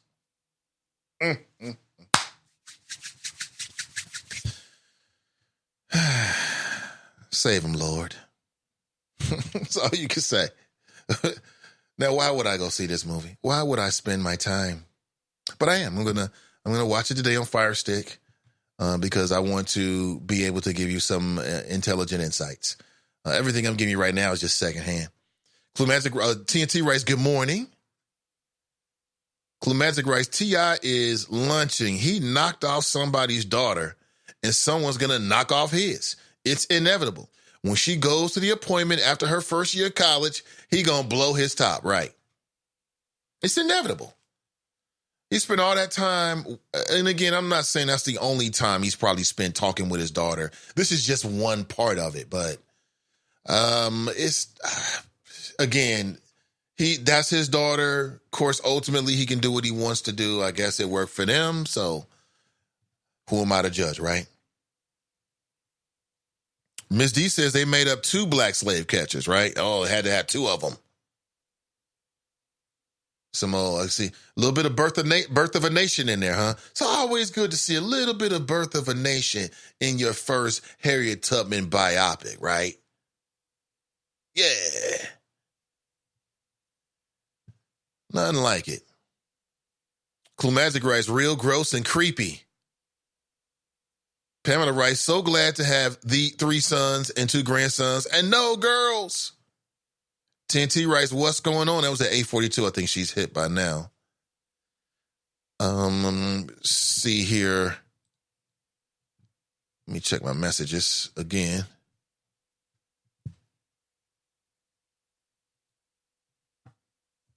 Okay, got that out. TNT writes, no, the best thing you can do is place your child on birth control and give them real sex education. I hadn't even read that. See how great minds think alike? Teenage pregnancy has significantly reduced because people are on birth control, but STDs is still way too high. Absolutely. Check out the Dope Chicks Collective podcast. There's a link inside the Friends page right now. Blue Magic writes, Mason, get one from Amazon and I can jailbreak it for you. Yeah. I went online. Jailbreak just means, as I understand it, just to go through the back and be able to get in and do some like developer stuff. Basically, you can open up the developer's window and then go into the back of it, and it gives you more options and stuff like, as I understand it. Now, Clue might have some deep stuff I ain't hip to, but Ayana writes, they did a good job on Harriet. I did not expect that. They may have made the black slave catcher up and maybe not. There are plenty of modern day black slave catchers, police today, so it's not too far-fetched. Good movie, though. See, Ayana liked it, though. I've been trashing the movie. I know she like Negro. I liked it. That's fine. Like I said, I fully understand that I haven't seen it yet. I'm talking secondhand on some ish. But what do you think about her saying that she thought that Harriet Tubman, the angel of Harriet, we just make up shit nowadays. People just say anything. And she got away with it because she's an artist.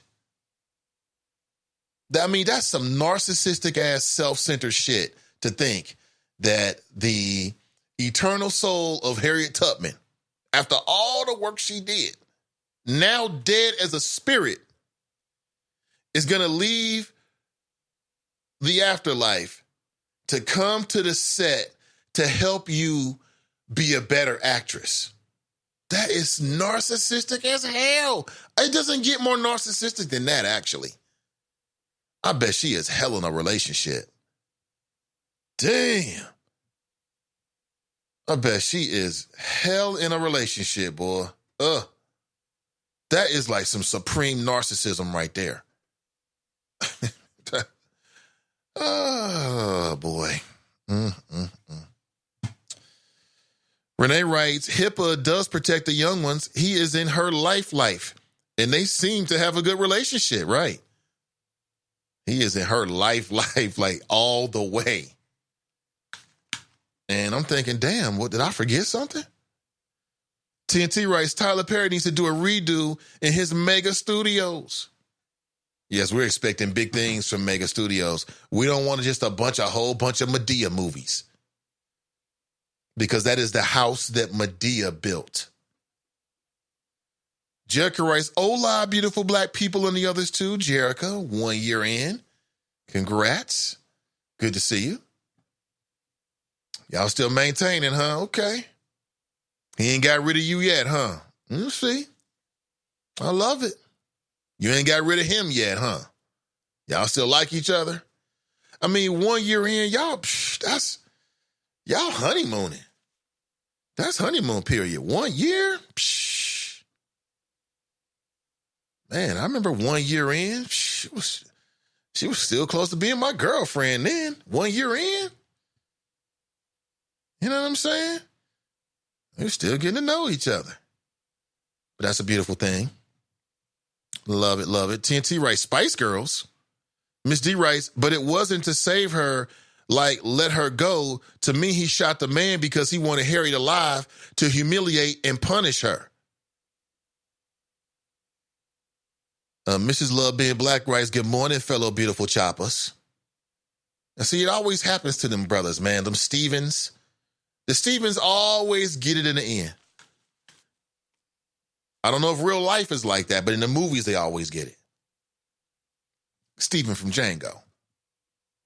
One of the greatest performances that never got recognized of all time.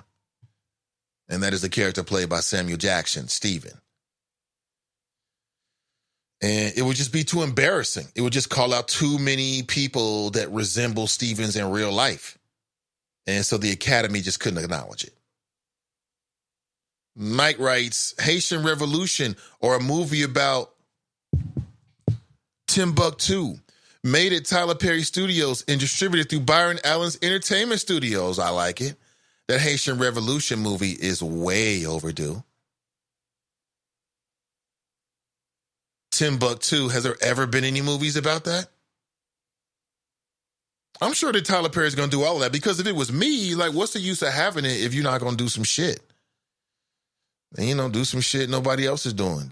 Tell the kind of stories nobody else is doing.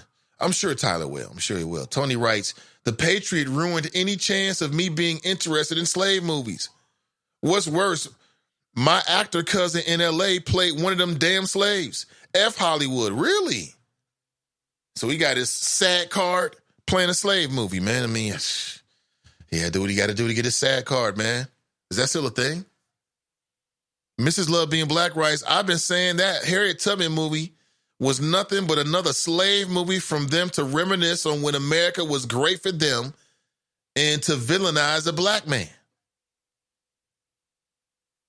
Drop writes, it was Obama's idea to put Harriet Tubman on a $20 bill, question mark. I don't know whose idea it was, but it's a slap in the face if you think about it. I'm surprised that America embraced it on any level. I mean, how could, for all the things that people have done money for, that's number one. How is it a recognition to put your face on the side of it?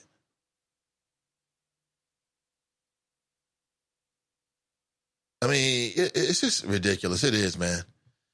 We are strange beings. We're strange human beings in this country. Fame writes, y'all don't get the Byron Allen issue.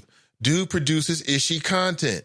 Not even close to inspirational. Another light-skinned, biracial guy who is black when it's convenient.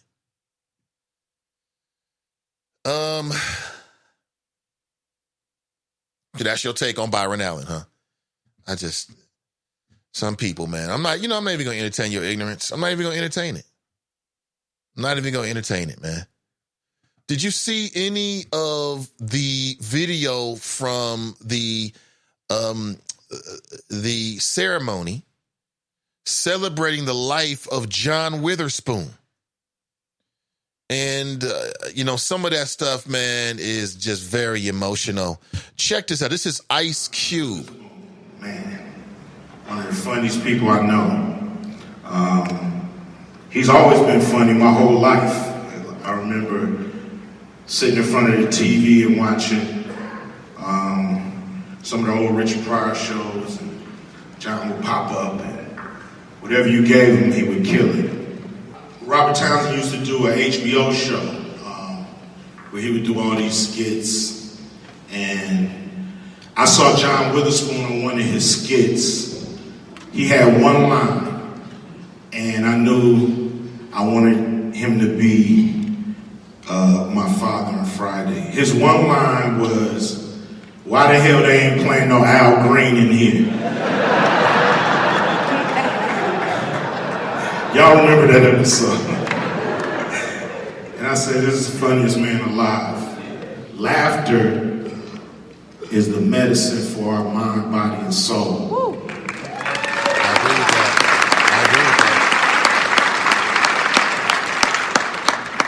It helps us get through this crazy world. And God bless the ones that make us laugh. Like I said, John was naturally funny. No matter how bad a script was.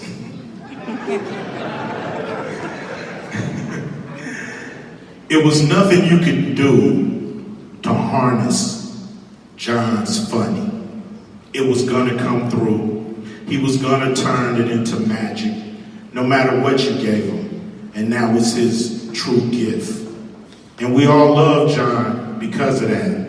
Because we knew we were in the presence of greatness. You couldn't be with him and not laugh. It's a sad day today. I know it's a celebration, but the world is just not as funny without John Witherspoon. Of course, you can tell that was from TMZ, from the Stinger there. Oh, hold on. I am... Okay. Hold on here. I want to...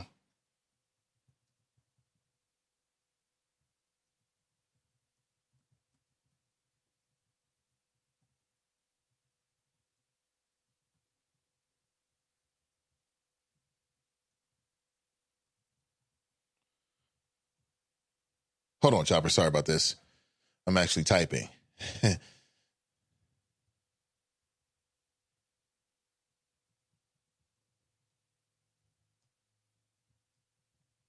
All right. Sending an email there.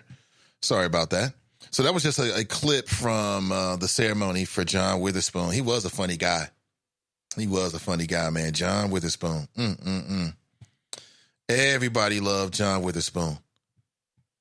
Everybody. Never seen him in stand-up. I know he came to the city to do a stand-up. And maybe came to the city a couple times over the years to do stand-up. But I never saw John Witherspoon in stand-up. How was he? Miss D writes, Janelle Monáe did it great, though. Janelle Monáe, okay. She ain't too bad to look at. She ain't too bad. Fame writes, faux woke activist Miss Sohn said Harriet was a freedom movie. Just being a remotely famous person doesn't give one the right to be considered an activist. Mrs. Love Being Black writes, they start up a fictional black boogeyman so they can then justify killing black men on the street. Serve up, she meant. Renee writes, Nate, you don't remember Downtown Julie Brown? She was an MTV VJ. I do remember Downtown Julie Brown. Yeah, how could I forget? Yes. Miss D writes, there was no emotional connection with the British actress. When you can't pull it from the black African experience, there is a lack. So agreement that the actress that played Harriet should have been from America, right? I mean, for that very reason, Miss D, because an African-American woman, it depends on how she grew up, but let's say she grew up, no matter what, she's going to have a better understanding than a British woman on the whole racism in America thing, which I think is a vital point to channel from. So what is she channeling from? See, that's the reason why she was channeling. See, now it all, Miss D, great flow. Great flow at 9:01. Thank you. It's crystallizing here. I'm late. She made a great point here. She's so right, because that's the reason why she's talking to Harriet Tubman's spirit, because she don't have the ADOS experience to pull from. That makes sense. I'm like, why the hell is she talking to Harriet Tubman? Because she's trying to get something as an actress so she can get this check. You know what I'm saying? Harriet Tubman, Harriet, it don't really matter. They paying her to be in a movie. And she wants to deliver. You can believe that. To make sure them checks clear and then to set up the next thing. And I'm not mad at the actress, man. She's trying to eat. I completely understand. Clumazic writes, it's been strong since we've been in here, Trop. Pay attention. Brian writes, isn't she of African descent even though she's in the UK? They suffer from discrimination as well, correct?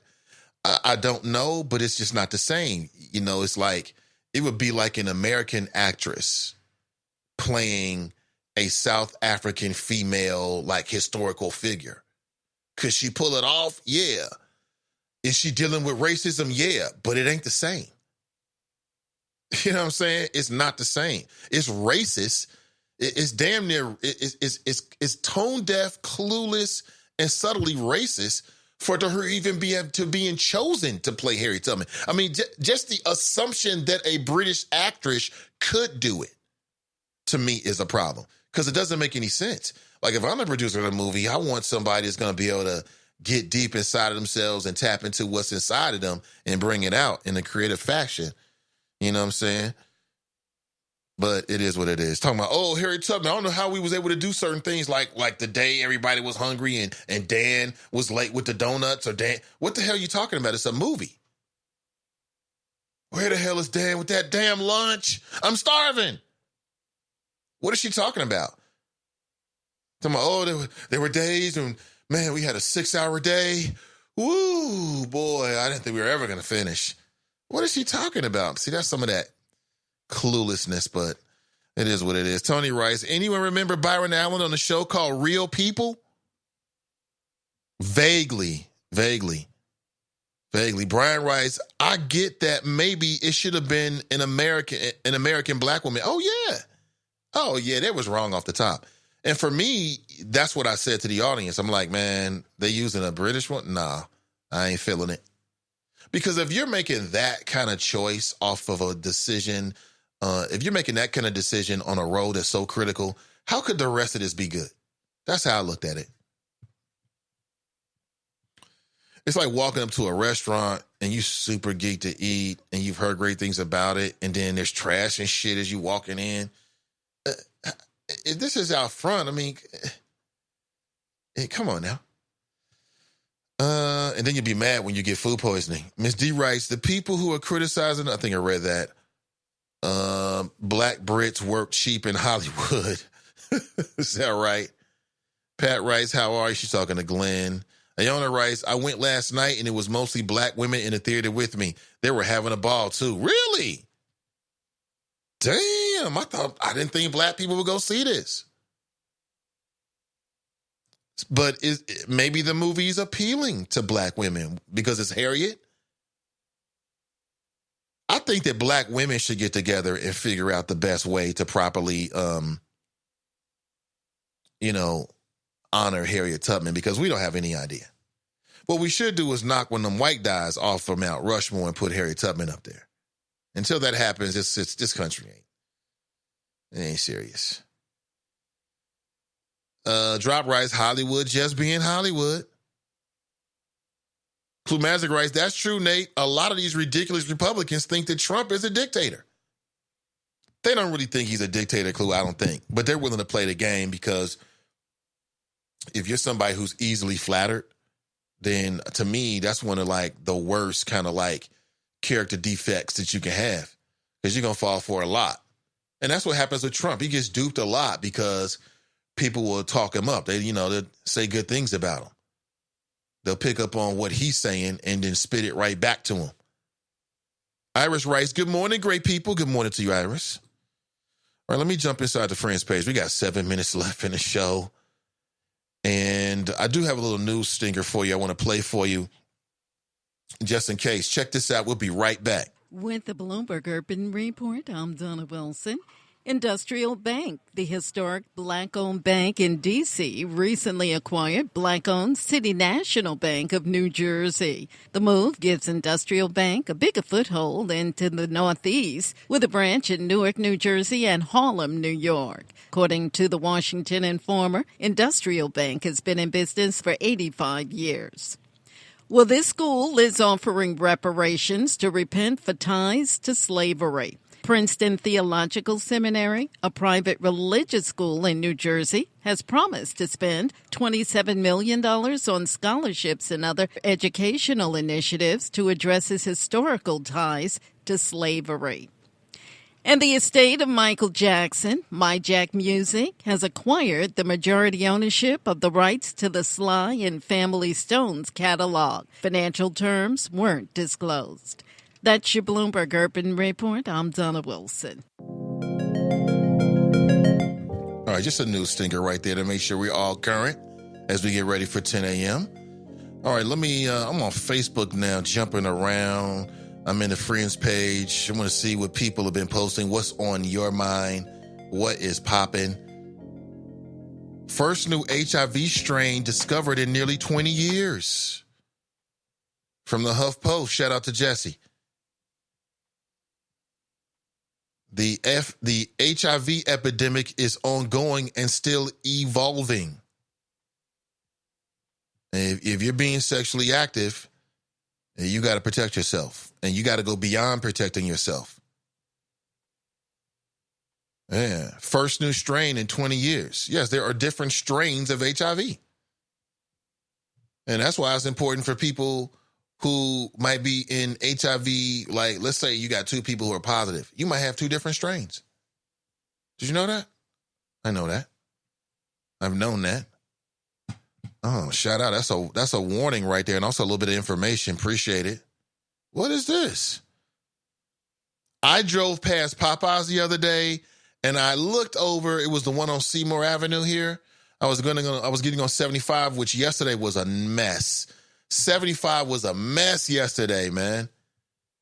I'm sorry. And then 71 going north yesterday was crazy. It was so crazy. Man, I'm like, what the hell is going on? What is this? Somebody's going into the Popeyes chicken. Let me see if I can pull this up.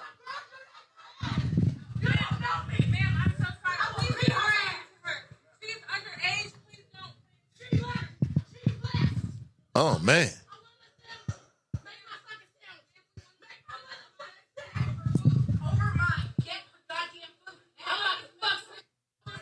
Damn, she was like, get my sandwiches. Get my sandwiches. Get your sandwiches. Damn. Quite interesting.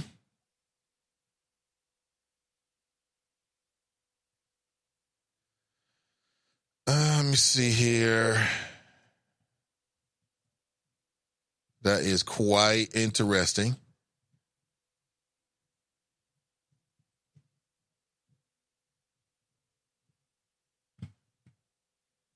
Damn, people doing all that stuff, man. You know what it is somebody should do a study on that because, like, real talk, I'm no elitist.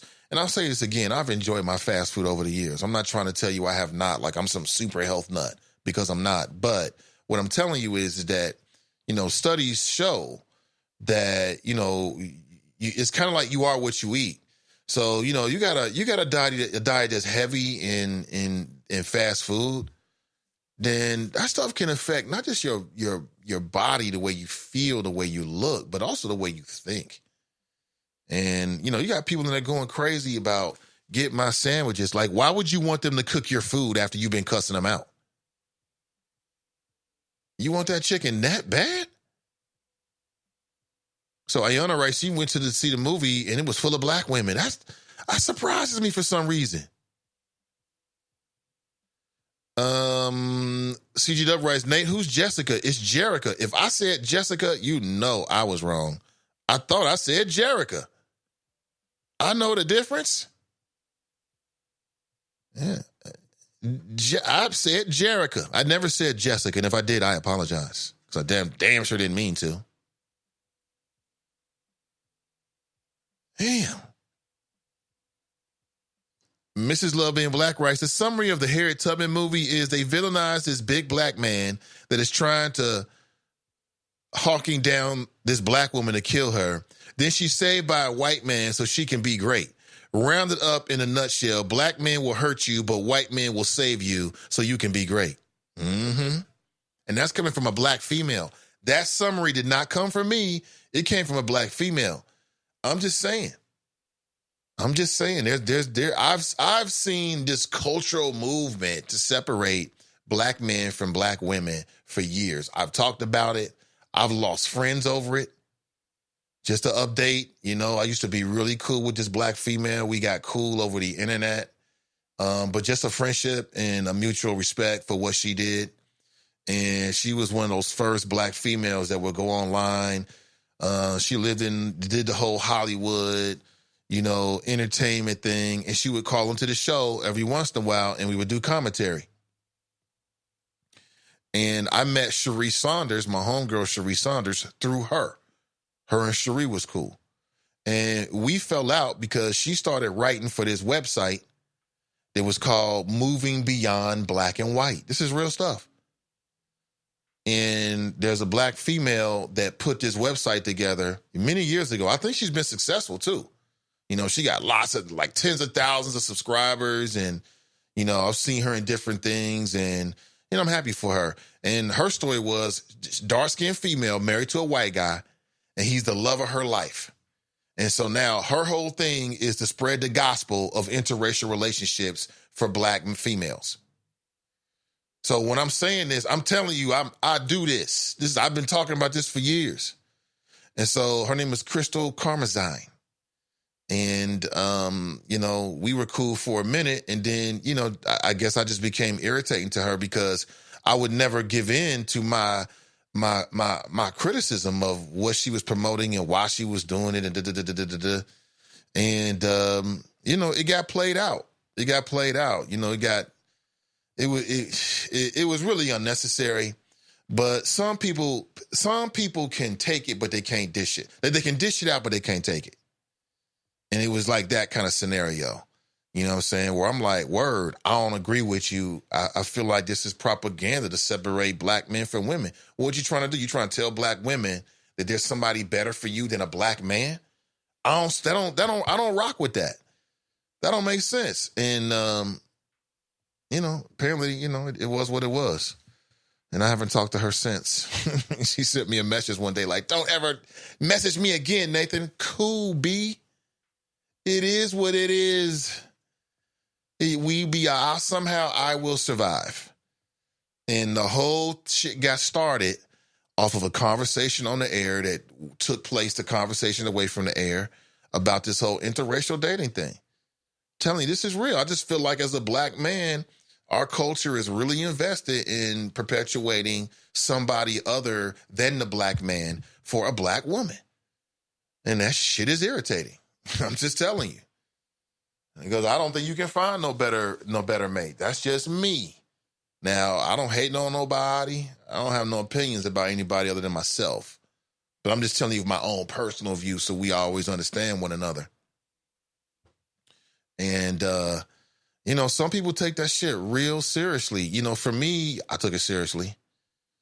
It got to the point where I'm having conversations with these two intelligent black women, and they trying to play me like I'm just some dummy. Like, I don't know what the hell I'm talking about. Like, whatever.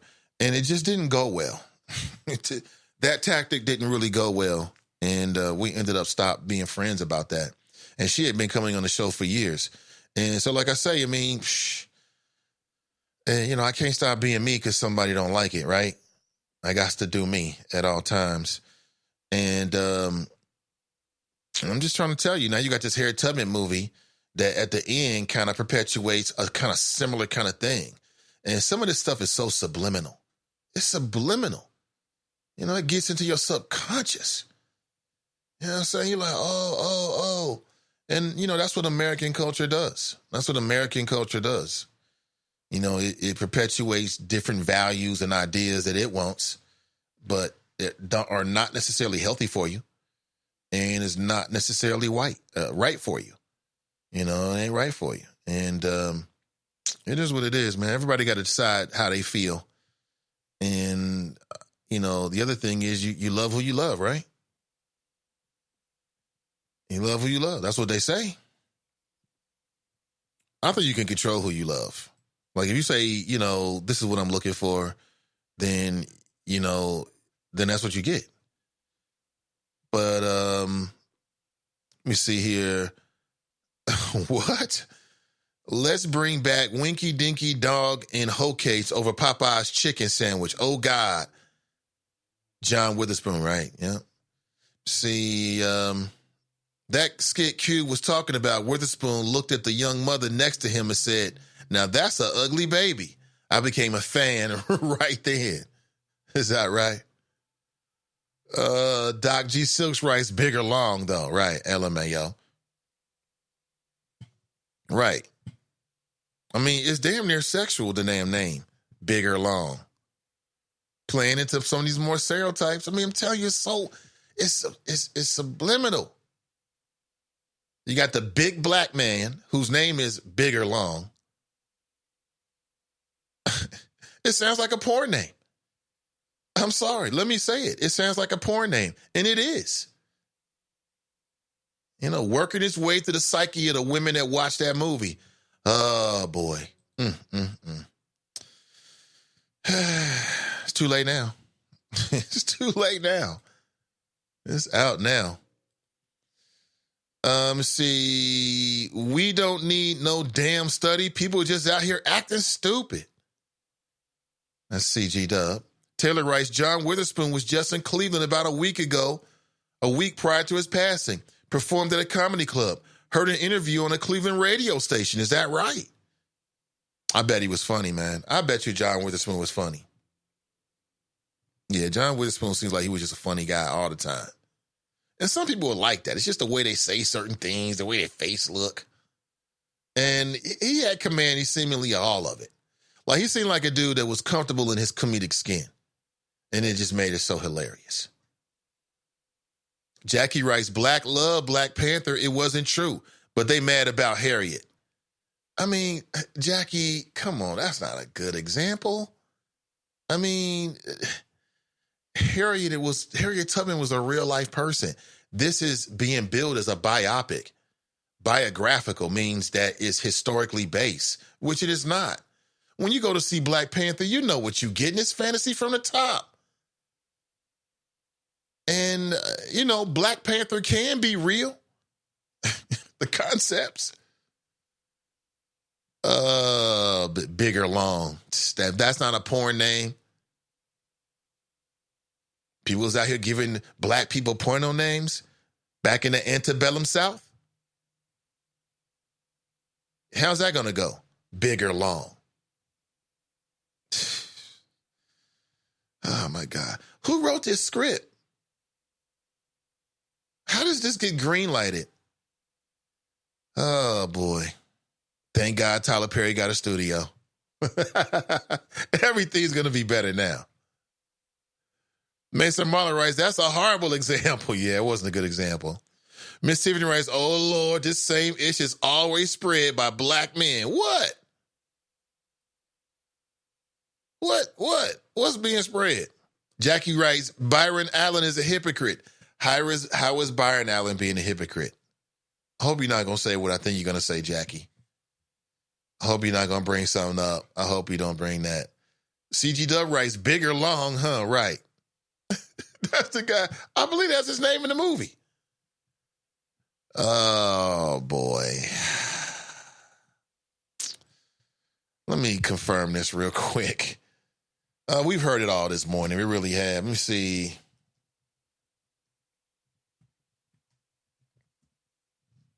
Let's see here. I'm going to go and I'm going to IMDb. And I want to see just the cast of the characters here. Maybe I'm making that up. Maybe I don't know where I got that from. All I'm saying is this. If the name of that character in this mofo movie is Bigger Long, this is propaganda at its very highest. Knowing, why are all these black females in this movie? Why was it a full... Explain this to me. Why are black women by themselves going to see this movie? And you got Bigger Long chasing you around, huh?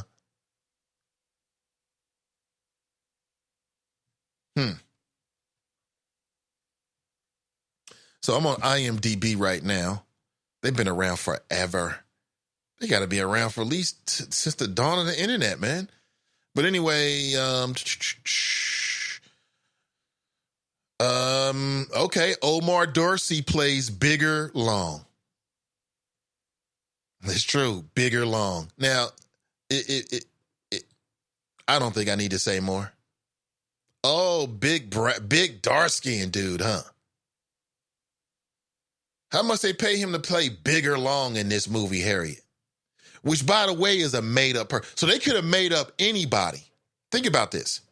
They could have made up any name because there is no, as I understand it, fictional record with any real names of any black slave catchers. Okay? So they could have came up with any name, and they sat down and said, let's call him Bigger Long. Do you think it's a coincidence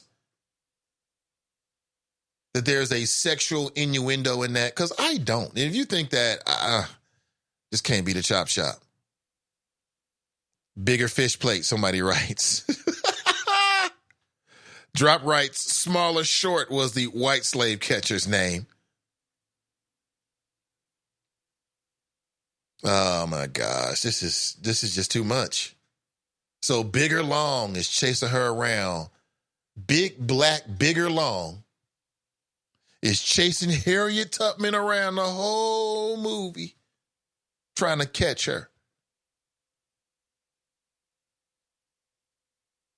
And then he gets killed by the white slave owner. I'm just telling you, you couldn't make this up. And why would you want to? Why would you want to make that up? Listen, have an excellent day. I'll be back with you tomorrow morning, bright and early.